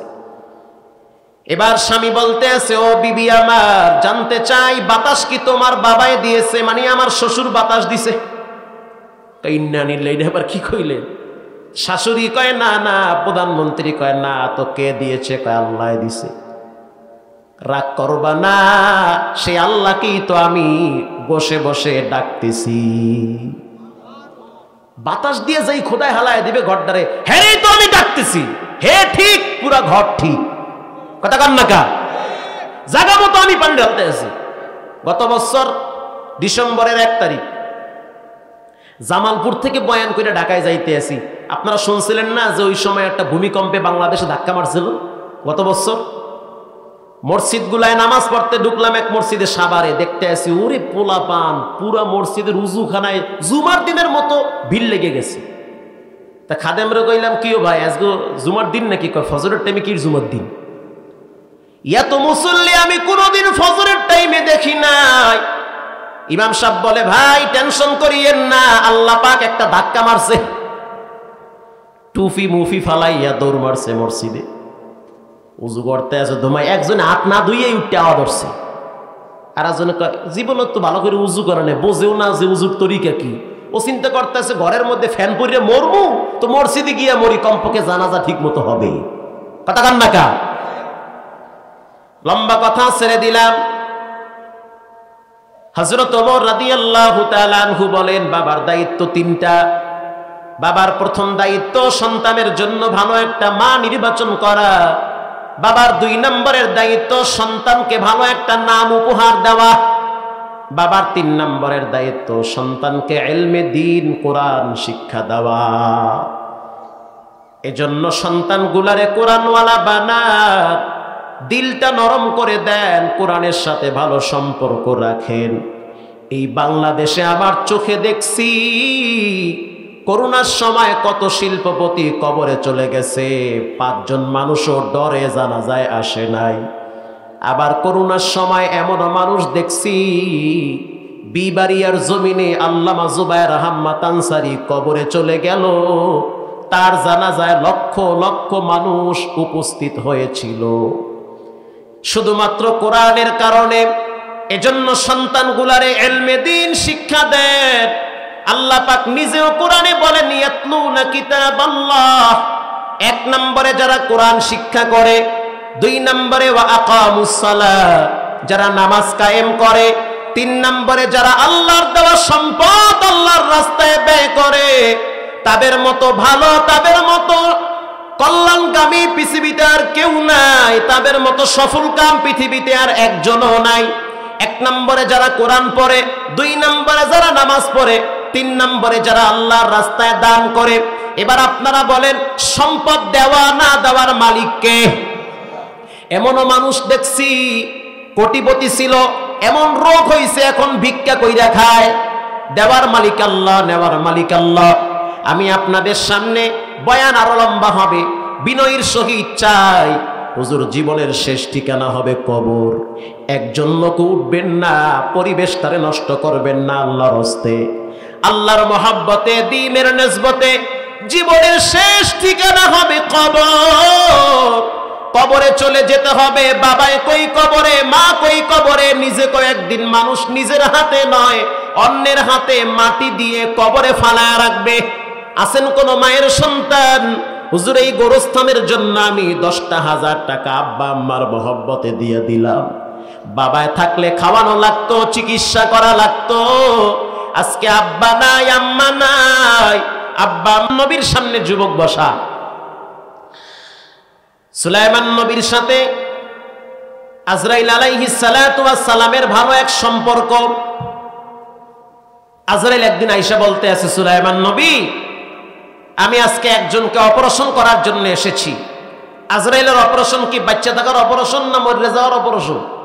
মরে যাওয়ার অপারেশন। তুমি এই বেটাইমে কারে নিবার লেগে আইছো? আপনার সামনে যেটা বড় বড় হয়েছে হেডারে নেওয়ার লেগে আমি আইছি। সুলাইমান নবী আশ্চর্য হয়ে গেলেন, এত সুন্দর যুবক, দেখতেও সুন্দর, মানানসই যুবক, এখনো পর্যন্ত বিবাহ করে নাই, এটা তুমি নিয়ে যাবা? কিচ্ছু করার নাই, কারণ ছাড়াই ফয়সালা হতে পারে কার পক্ষ থেকে? আল্লাহর পক্ষ থেকে। কত টাকা দিয়েছে? হ্যাঁ, কে দিয়েছে? ইউনুস আলী ভাই, মাশাআল্লাহ, অসুস্থ, 10,000 টাকা দিয়েছে। মারহাবা বলেন। আল্লাহ ভাইকে সুস্থ করে দিক, হায়াতে বরকত দান করুক। একটু মুখ খুলে জোরে বলেন আমিন। দুনিয়া আখিরাতে সফলতা দান করুক, বলেন আমিন। আমিও তো আমার জন্য দোয়া করি, আল্লাহ যখন মৃত্যু দিবেন ইমানের সহিত দিয়ে। আপনাদের জন্য দোয়া করি, আল্লাহ যখন ডাক দিবে ইমানের সহিত ডাক দিক, জোরে বলেন আমিন।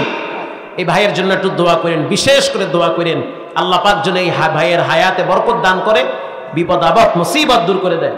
ওয়া আলাইকুম আসসালাম। 500 টাকা দিয়েছে, মাশাআল্লাহ, আল্লাহ কবুল করুক, জোরে বলেন আমিন। হজে যাবে, সাহেরা নাম, 500 টাকা দিয়েছে। আয় আল্লাহ হজের কাজ সম্পূর্ণ করার তৌফিক দিয়েন, বারবার লাব্বাইকের আওয়াজ দেওয়ার তৌফিক দেন, আল্লাহর নবীর রওজার সামনে দাঁড়াইয়া সালাম দেওয়ার তৌফিক দেন, জোরে বলেন আমিন। 500 টাকা দিয়েছে। আরো এক ভাই 100, আরো এক ভাই 200, আরো এক ভাই 500 টাকা দিয়েছে। আছেন কেউ দেওয়ার মতো? 500 দেওয়ার মতো আছেন কেউ? একটু হাত তুলবেন সামনে থেকে, 2-1 ভাই। এই যুবক 2-1 আসো এখানে, কেউ 500 টাকা দিবা? প্যান্টের পকেটে 500 টাকা আছে কারো?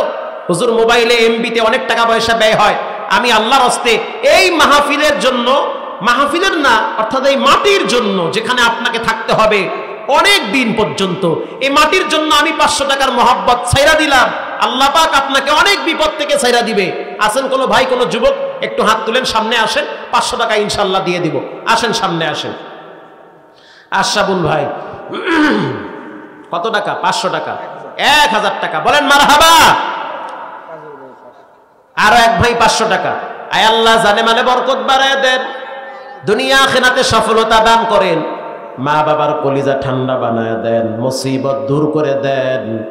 আপনজন যারা কবরে ঘুমিয়ে আছে প্রত্যেকের হায়াতে বরকত বাড়ায় দেন, যারা দুনিয়াতে বেঁচে আছে হায়াতে বরকত বাড়ায় দেন, যারা কবরবাসী হয়ে গেছে তাদেরকে আপনি চিরতরে ক্ষমা করে দেন, বলেন আমিন। আর একজন 500 টাকা যে যেই নিয়াইতে দান করলো, দানের খবর মদিনায় পৌঁছায় দেন। আল্লাহ অন্তর্যামী, আপনি অন্তরের খবর জানেন, 1 টাকা দিয়েও যারা দান করলো দানের খবরটা মদিনায় পৌঁছায় দেন, জোরে বলেন আমিন। মাদ্রাসার জন্য জায়গার দরকার, এই এক ভাই 500 টাকা দিয়েছে। আয় আল্লাহ তার হায়াতে বরকত বাড়ায় দেন, মা বাবার কলিজা ঠান্ডা বানায় দেন, সুস্থতার জিন্দেগি দান করেন। 1000 টাকা। আবুল ভাই 1000। সুমায়রা নাম নাতির জন্য 500 দিয়েছে, বলেন মারহাবা। মাশাআল্লাহ। মোহাম্মদ আবুল হোসেন ভাই 1000। অনেক কষ্টের টাকা, ঘ্রাণ শুনলেই বোঝা যায় কষ্টের টাকা, কারণ ধনী মানুষের যারা অবৈধভাবে পয়সা কামায় তাদের পয়সার থেকে মদের গাজার গন্ধ আসে। দেন। আরো এক ভাই জাহাঙ্গীর, কত টাকা? মারহাবা, মারহাবা বলেন আরো জোরে, মারহাবা। 500 টাকা 1000 টাকা দিয়েছে, আরো এক ভাই 1000 টাকা দিয়েছে, পকেট ঝেড়ে দিয়েছে। মাশাআল্লাহ। শোনেন ঘটনাটা, কষ্ট হচ্ছে? হবে না। আজরাইল বলতে আছে ওকে নেওয়ার জন্য আসছি। তাই নাকি? যুবক উইঠা হাইটা পিছনে চলে গেছে। কথা শুনতেছেন আমার? শুইনেন, কাজে লাগবে। এই ঘটনা শোনার পরে, কিতাবে পড়ার পরে, আমি আমার বাসায় এখনো পর্যন্ত একটা ব্যাং রাখছি। ব্যাং, বাচ্চা মেয়েটারে বলি 5 টাকা ফালা, বউরে কই তুইও 10 টাকা হালা, আমিও হালাই 10 টাকা। বড় বড় বিপদ আসে, আরশের মালিক ঠেইলা বঙ্গোপসাগরে ফালায়া দেয়। সুবহানাল্লাহ। মুখ দিয়ে বাইরে এলো না? না না, সুবহানাল্লাহ বাইরে কেমনে? মার্কা আছে, আছে কোনসি মার্কা, হেরিকেন, আরো জোরে তালা, এইটা মুখ দিয়ে বাইরে কই সুবহানাল্লাহ কান কে? সুবহানাল্লাহ লরে জোরে না, স্ট্রং ভাবে বলেন সব ক্ষমতার মালিক কে? এই তো। আল্লাহর নাম নিতে নিতে স্টক কইরা মইরা যান, তাও ভালো। আর এই মার্কা আছে না নাই কইতে কইতে স্টক কইরা মরবেন, মানুষ বলবে জান্নাতের মেহমান, জান্নাতে চলে গেছে। তাই না ভাই? এইটাও ঠিক। আর এক ভাই 500 টাকা দিয়েছে, আরো এক যুবক দিয়েছে 40, 20, 50। আলহামদুলিল্লাহ, আলহামদুলিল্লাহ বলেন আলহামদুলিল্লাহ। তো যুবক দাঁড়ায়া হাঁটা শুরু করছে পিছনের দিকে। সুলাইমান নবী ভাবতে আছে যে ব্যাপার কি। আজরাইল বলল জান কবজ হবে। যুবক দেখতেছি দাঁড়ায়া পিছনে যাচ্ছে। কথায় কি মনোযোগ আছে? মাশাআল্লাহ। সুলাইমান আলাইহিস সালাতু ওয়াস সালাম কনফার্ম হয়ে গেছে যুবকের জান কবজ হয়ে যাবে। কিচ্ছু করার নাই, ফয়সালা হলো আল্লাহ। লিকুল্লি উম্মাতিন আজাল, ইযা জাআ আজালুহুম লা ইস্তাখিরুনা সাআতাও ওয়া লা ইস্তাকদিমুন। যে কোনো টাইমে মৃত্যু হয়ে যাবে, এক কদম সামনেও যেতে পারবেন না, পিছনেও যেতে পারবেন না। নির্দিষ্ট টাইমে নির্দিষ্ট জায়গায় মৃত্যুর ফয়সালা ঘটায় দিবেন কে? সুলাইমান নবী ভাবতে আছে ওর তো মৃত্যু হয়ে যাবে। পরের দিন তাকায় দেখলো এই যুবক পায়ে হেঁটে আবার তার মজমায় এসে সামনে বসে পড়েছে। সুবহানাল্লাহ। নাই তুমি কি বেঁচে আছো? হুজুর বাচ্চা আছে, আমি মরি নাই। এখন হঠাৎ যদি একজন আর একজন কিরে তুই কি বাচ্চা আছো, সে ভয় পাবে না? সুলাইমান নবী বলতে আছে তুমি কি বেঁচে আছো? জি আমি বেঁচে আছি, আমি তো মরি নাই। আপনি ভাবছেন আমি কি মরে গেছি? না, আমি জিজ্ঞেস করলাম তুমি বেঁচে আছো কিনা, দেখি তো বেঁচেই আছো তুমি। কিছুক্ষণ পর আজরাইল তিনিও ঘুরে এসে সুলাইমান নবীর পাশে বসছে। আল্লাহু আকবার। আজরাইল বললা কি আর করলা কি? কথায় কি তোমার ভেজাল আছে নাকি? এইটা আবার কেমন কথা? কথায় কোনো ভেজাল নাই। লা তাবদীল লিকালিমাতিল্লাহ।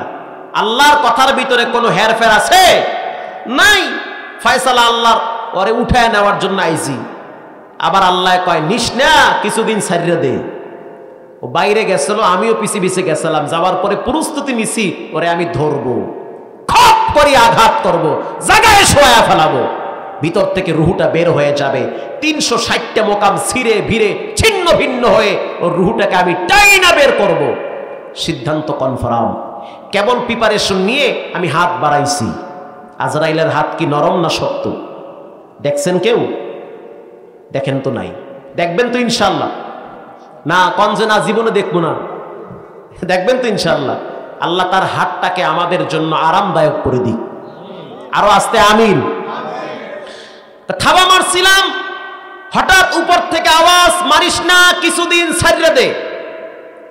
আমি আবার হাতটা গুটায় নিছি, ছাইড়া দিছি ওরে। সুলাইমান নবী বলতে আছে কেন ছেড়ে দিতে বলছে আল্লাহ?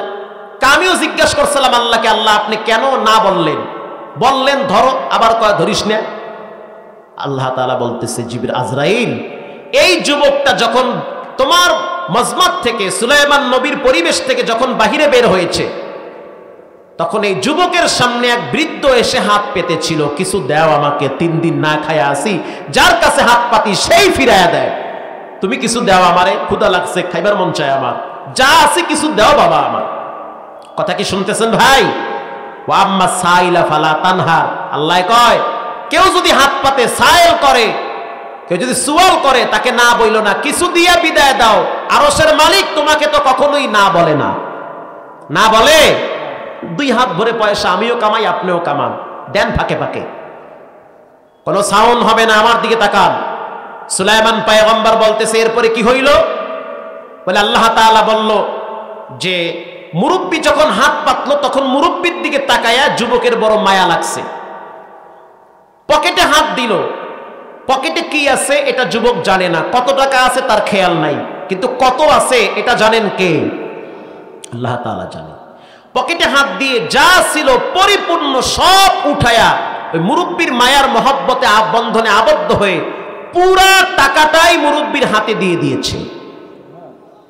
ভালো লাগছে। ভালো লাগলে মানুষ কি না দেয়, রক্ত পর্যন্ত দিয়ে দেয়, ভালো লাগলে জীবন পর্যন্ত দিয়ে দেয়, ঠিক না? ঠিক। ভালো লাগলে অনেক কিছু দেয়।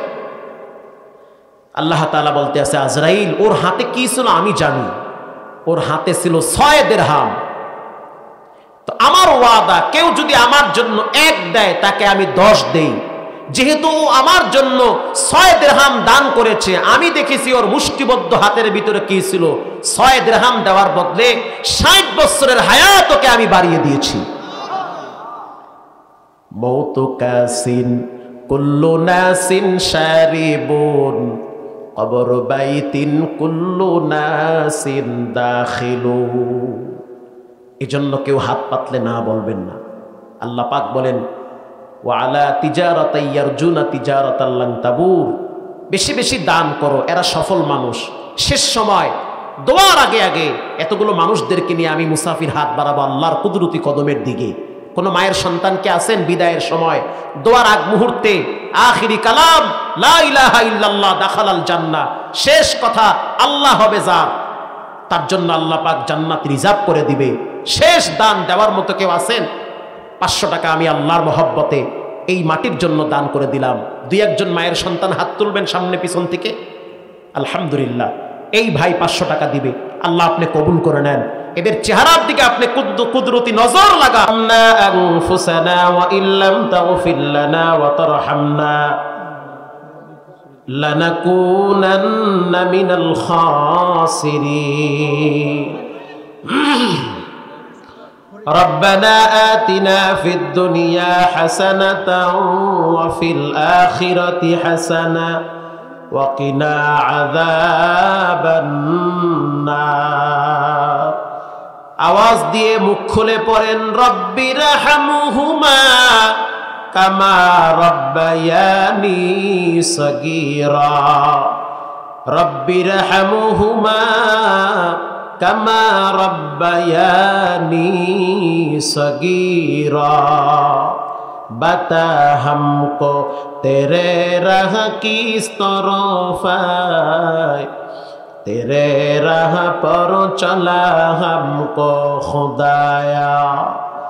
बुजुर्गी की नहीं हमको जरूरत, गुलाम अपना बना ले आए खुदाया। রব্বুল আলামিন সারা জীবনের পাপের বোঝা মাথায় নিয়ে হাত বাড়ায়া দিছি, পাপ করে করে ক্লান্ত হয়ে গেছি, জীবনে অনেক অপরাধ করেছি, অপরাধের বোঝা মাথায় নিয়ে হাত বাড়াইছি। এরকম 2টি হাত তুলে দুনিয়ার কারো কাছে কিছু চাই নাই, আপনার আদালতে ভিক্ষুকের মতো 2টা হাত বাড়ায়া দিছি। এখানে অনেক হাজী সাহেবরা আপনার দরবারে হাত বাড়াইছে, অনেক দাড়ি পাকা কলিজার টুকরা আব্বা জানেরাও হাত বাড়াইছে, পর্দার ভিতরের মা বোনেরাও হাত তুলেছে, যুবক বন্ধুগণ তারাও আপনার দরবারে হাত বাড়াইছে। মাদ্রাসার ছাত্র, স্কুলের ছাত্র, কলেজের ছাত্র, মাদ্রাসার উস্তাদ, স্কুলের উস্তাদ, কলেজের টিচার, ব্যবসায়ী ভাই, তাদেরকে নিয়ে আপনার দরবারে হাত বাড়াইছি। ফিরাইয়া দিয়েন না রে আল্লাহ, লাথি মেরে রাগ করিয়া দূরে তাড়াইয়া দিয়েন না। পাপের বোঝা বহন করতে করতে ক্লান্ত হয়ে গেছি, আপনার দরবারে অসহায়ের মতো হাত বাড়াইছি। দয়ার নজরে এই অসহায় বান্দাদেরকে মাফ করে দেয়। দীর্ঘ সময় আপনার কোরআন সামনে নিয়ে কথা বলছি রে মাবুদ, যদি ভুল হয়ে থাকে দয়া করে মাফ করে দেয়। যেগুলো কথা বললাম বেশি বেশি আমল করার তৌফিক দেন আল্লাহ। আপনার নবী বলেছে, কেউ যদি গুনার ময়লা লাগায়া কবরে যায়, কবরের মাটি নাকি তাকে কঠিন ভাবে চাপ দিবে। ফেরেশতারা আইসা কবরে নাকি প্রচন্ড পরিমাণ শাস্তি দিয়ে বান্দার জীবন শেষ করে দিবে। আয় আল্লাহ, নারী পুরুষদেরকে নিয়ে হাত বাড়াইছি, দয়া করে মেহেরবানি করে জিন্দেগির গুনাহ মাফ করে দেন।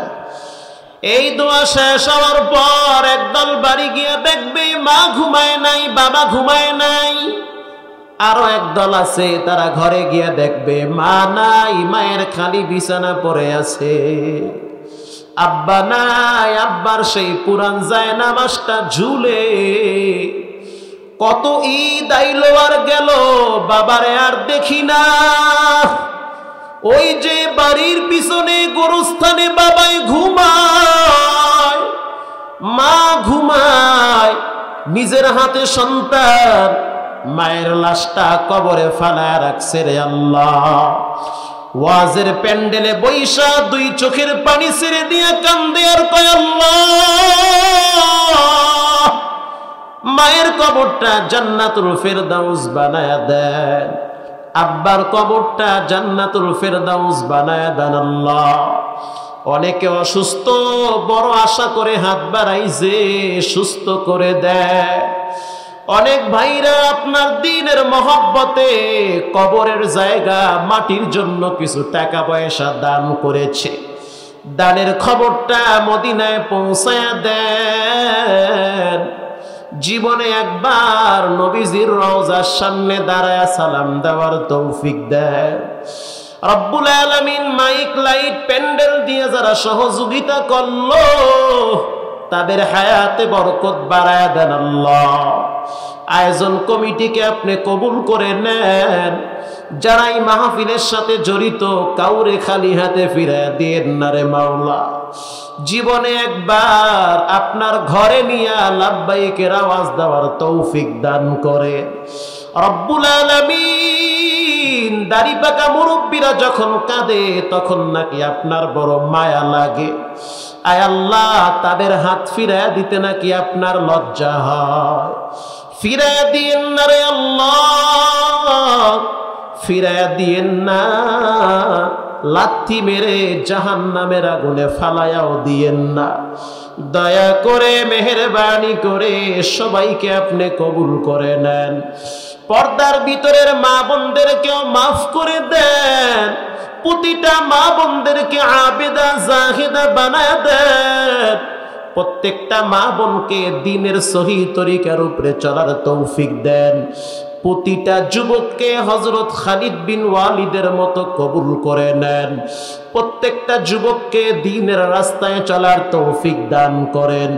বেশি বেশি মা বাবার খেদমত করার তৌফিক দান করেন। ঈমান ও আমলের ভিতরে বরকত দান করেন আল্লাহ। আয় আল্লাহ, যারা 1 টাকা দিয়ে সহযোগিতা করলো, তাদেরকেও মাফ করে দেন। হায়াতের ভিতরে বরকত দেন। কেউ চায় না সুন্দর দুনিয়া ছেড়ে চলে যেতে কবরে, তারপরেও চলে যেতে হয়। আল্লাহ, জানি না কার না জানি দোকানে কাপনের কাপন রেডি হয়ে গেছে।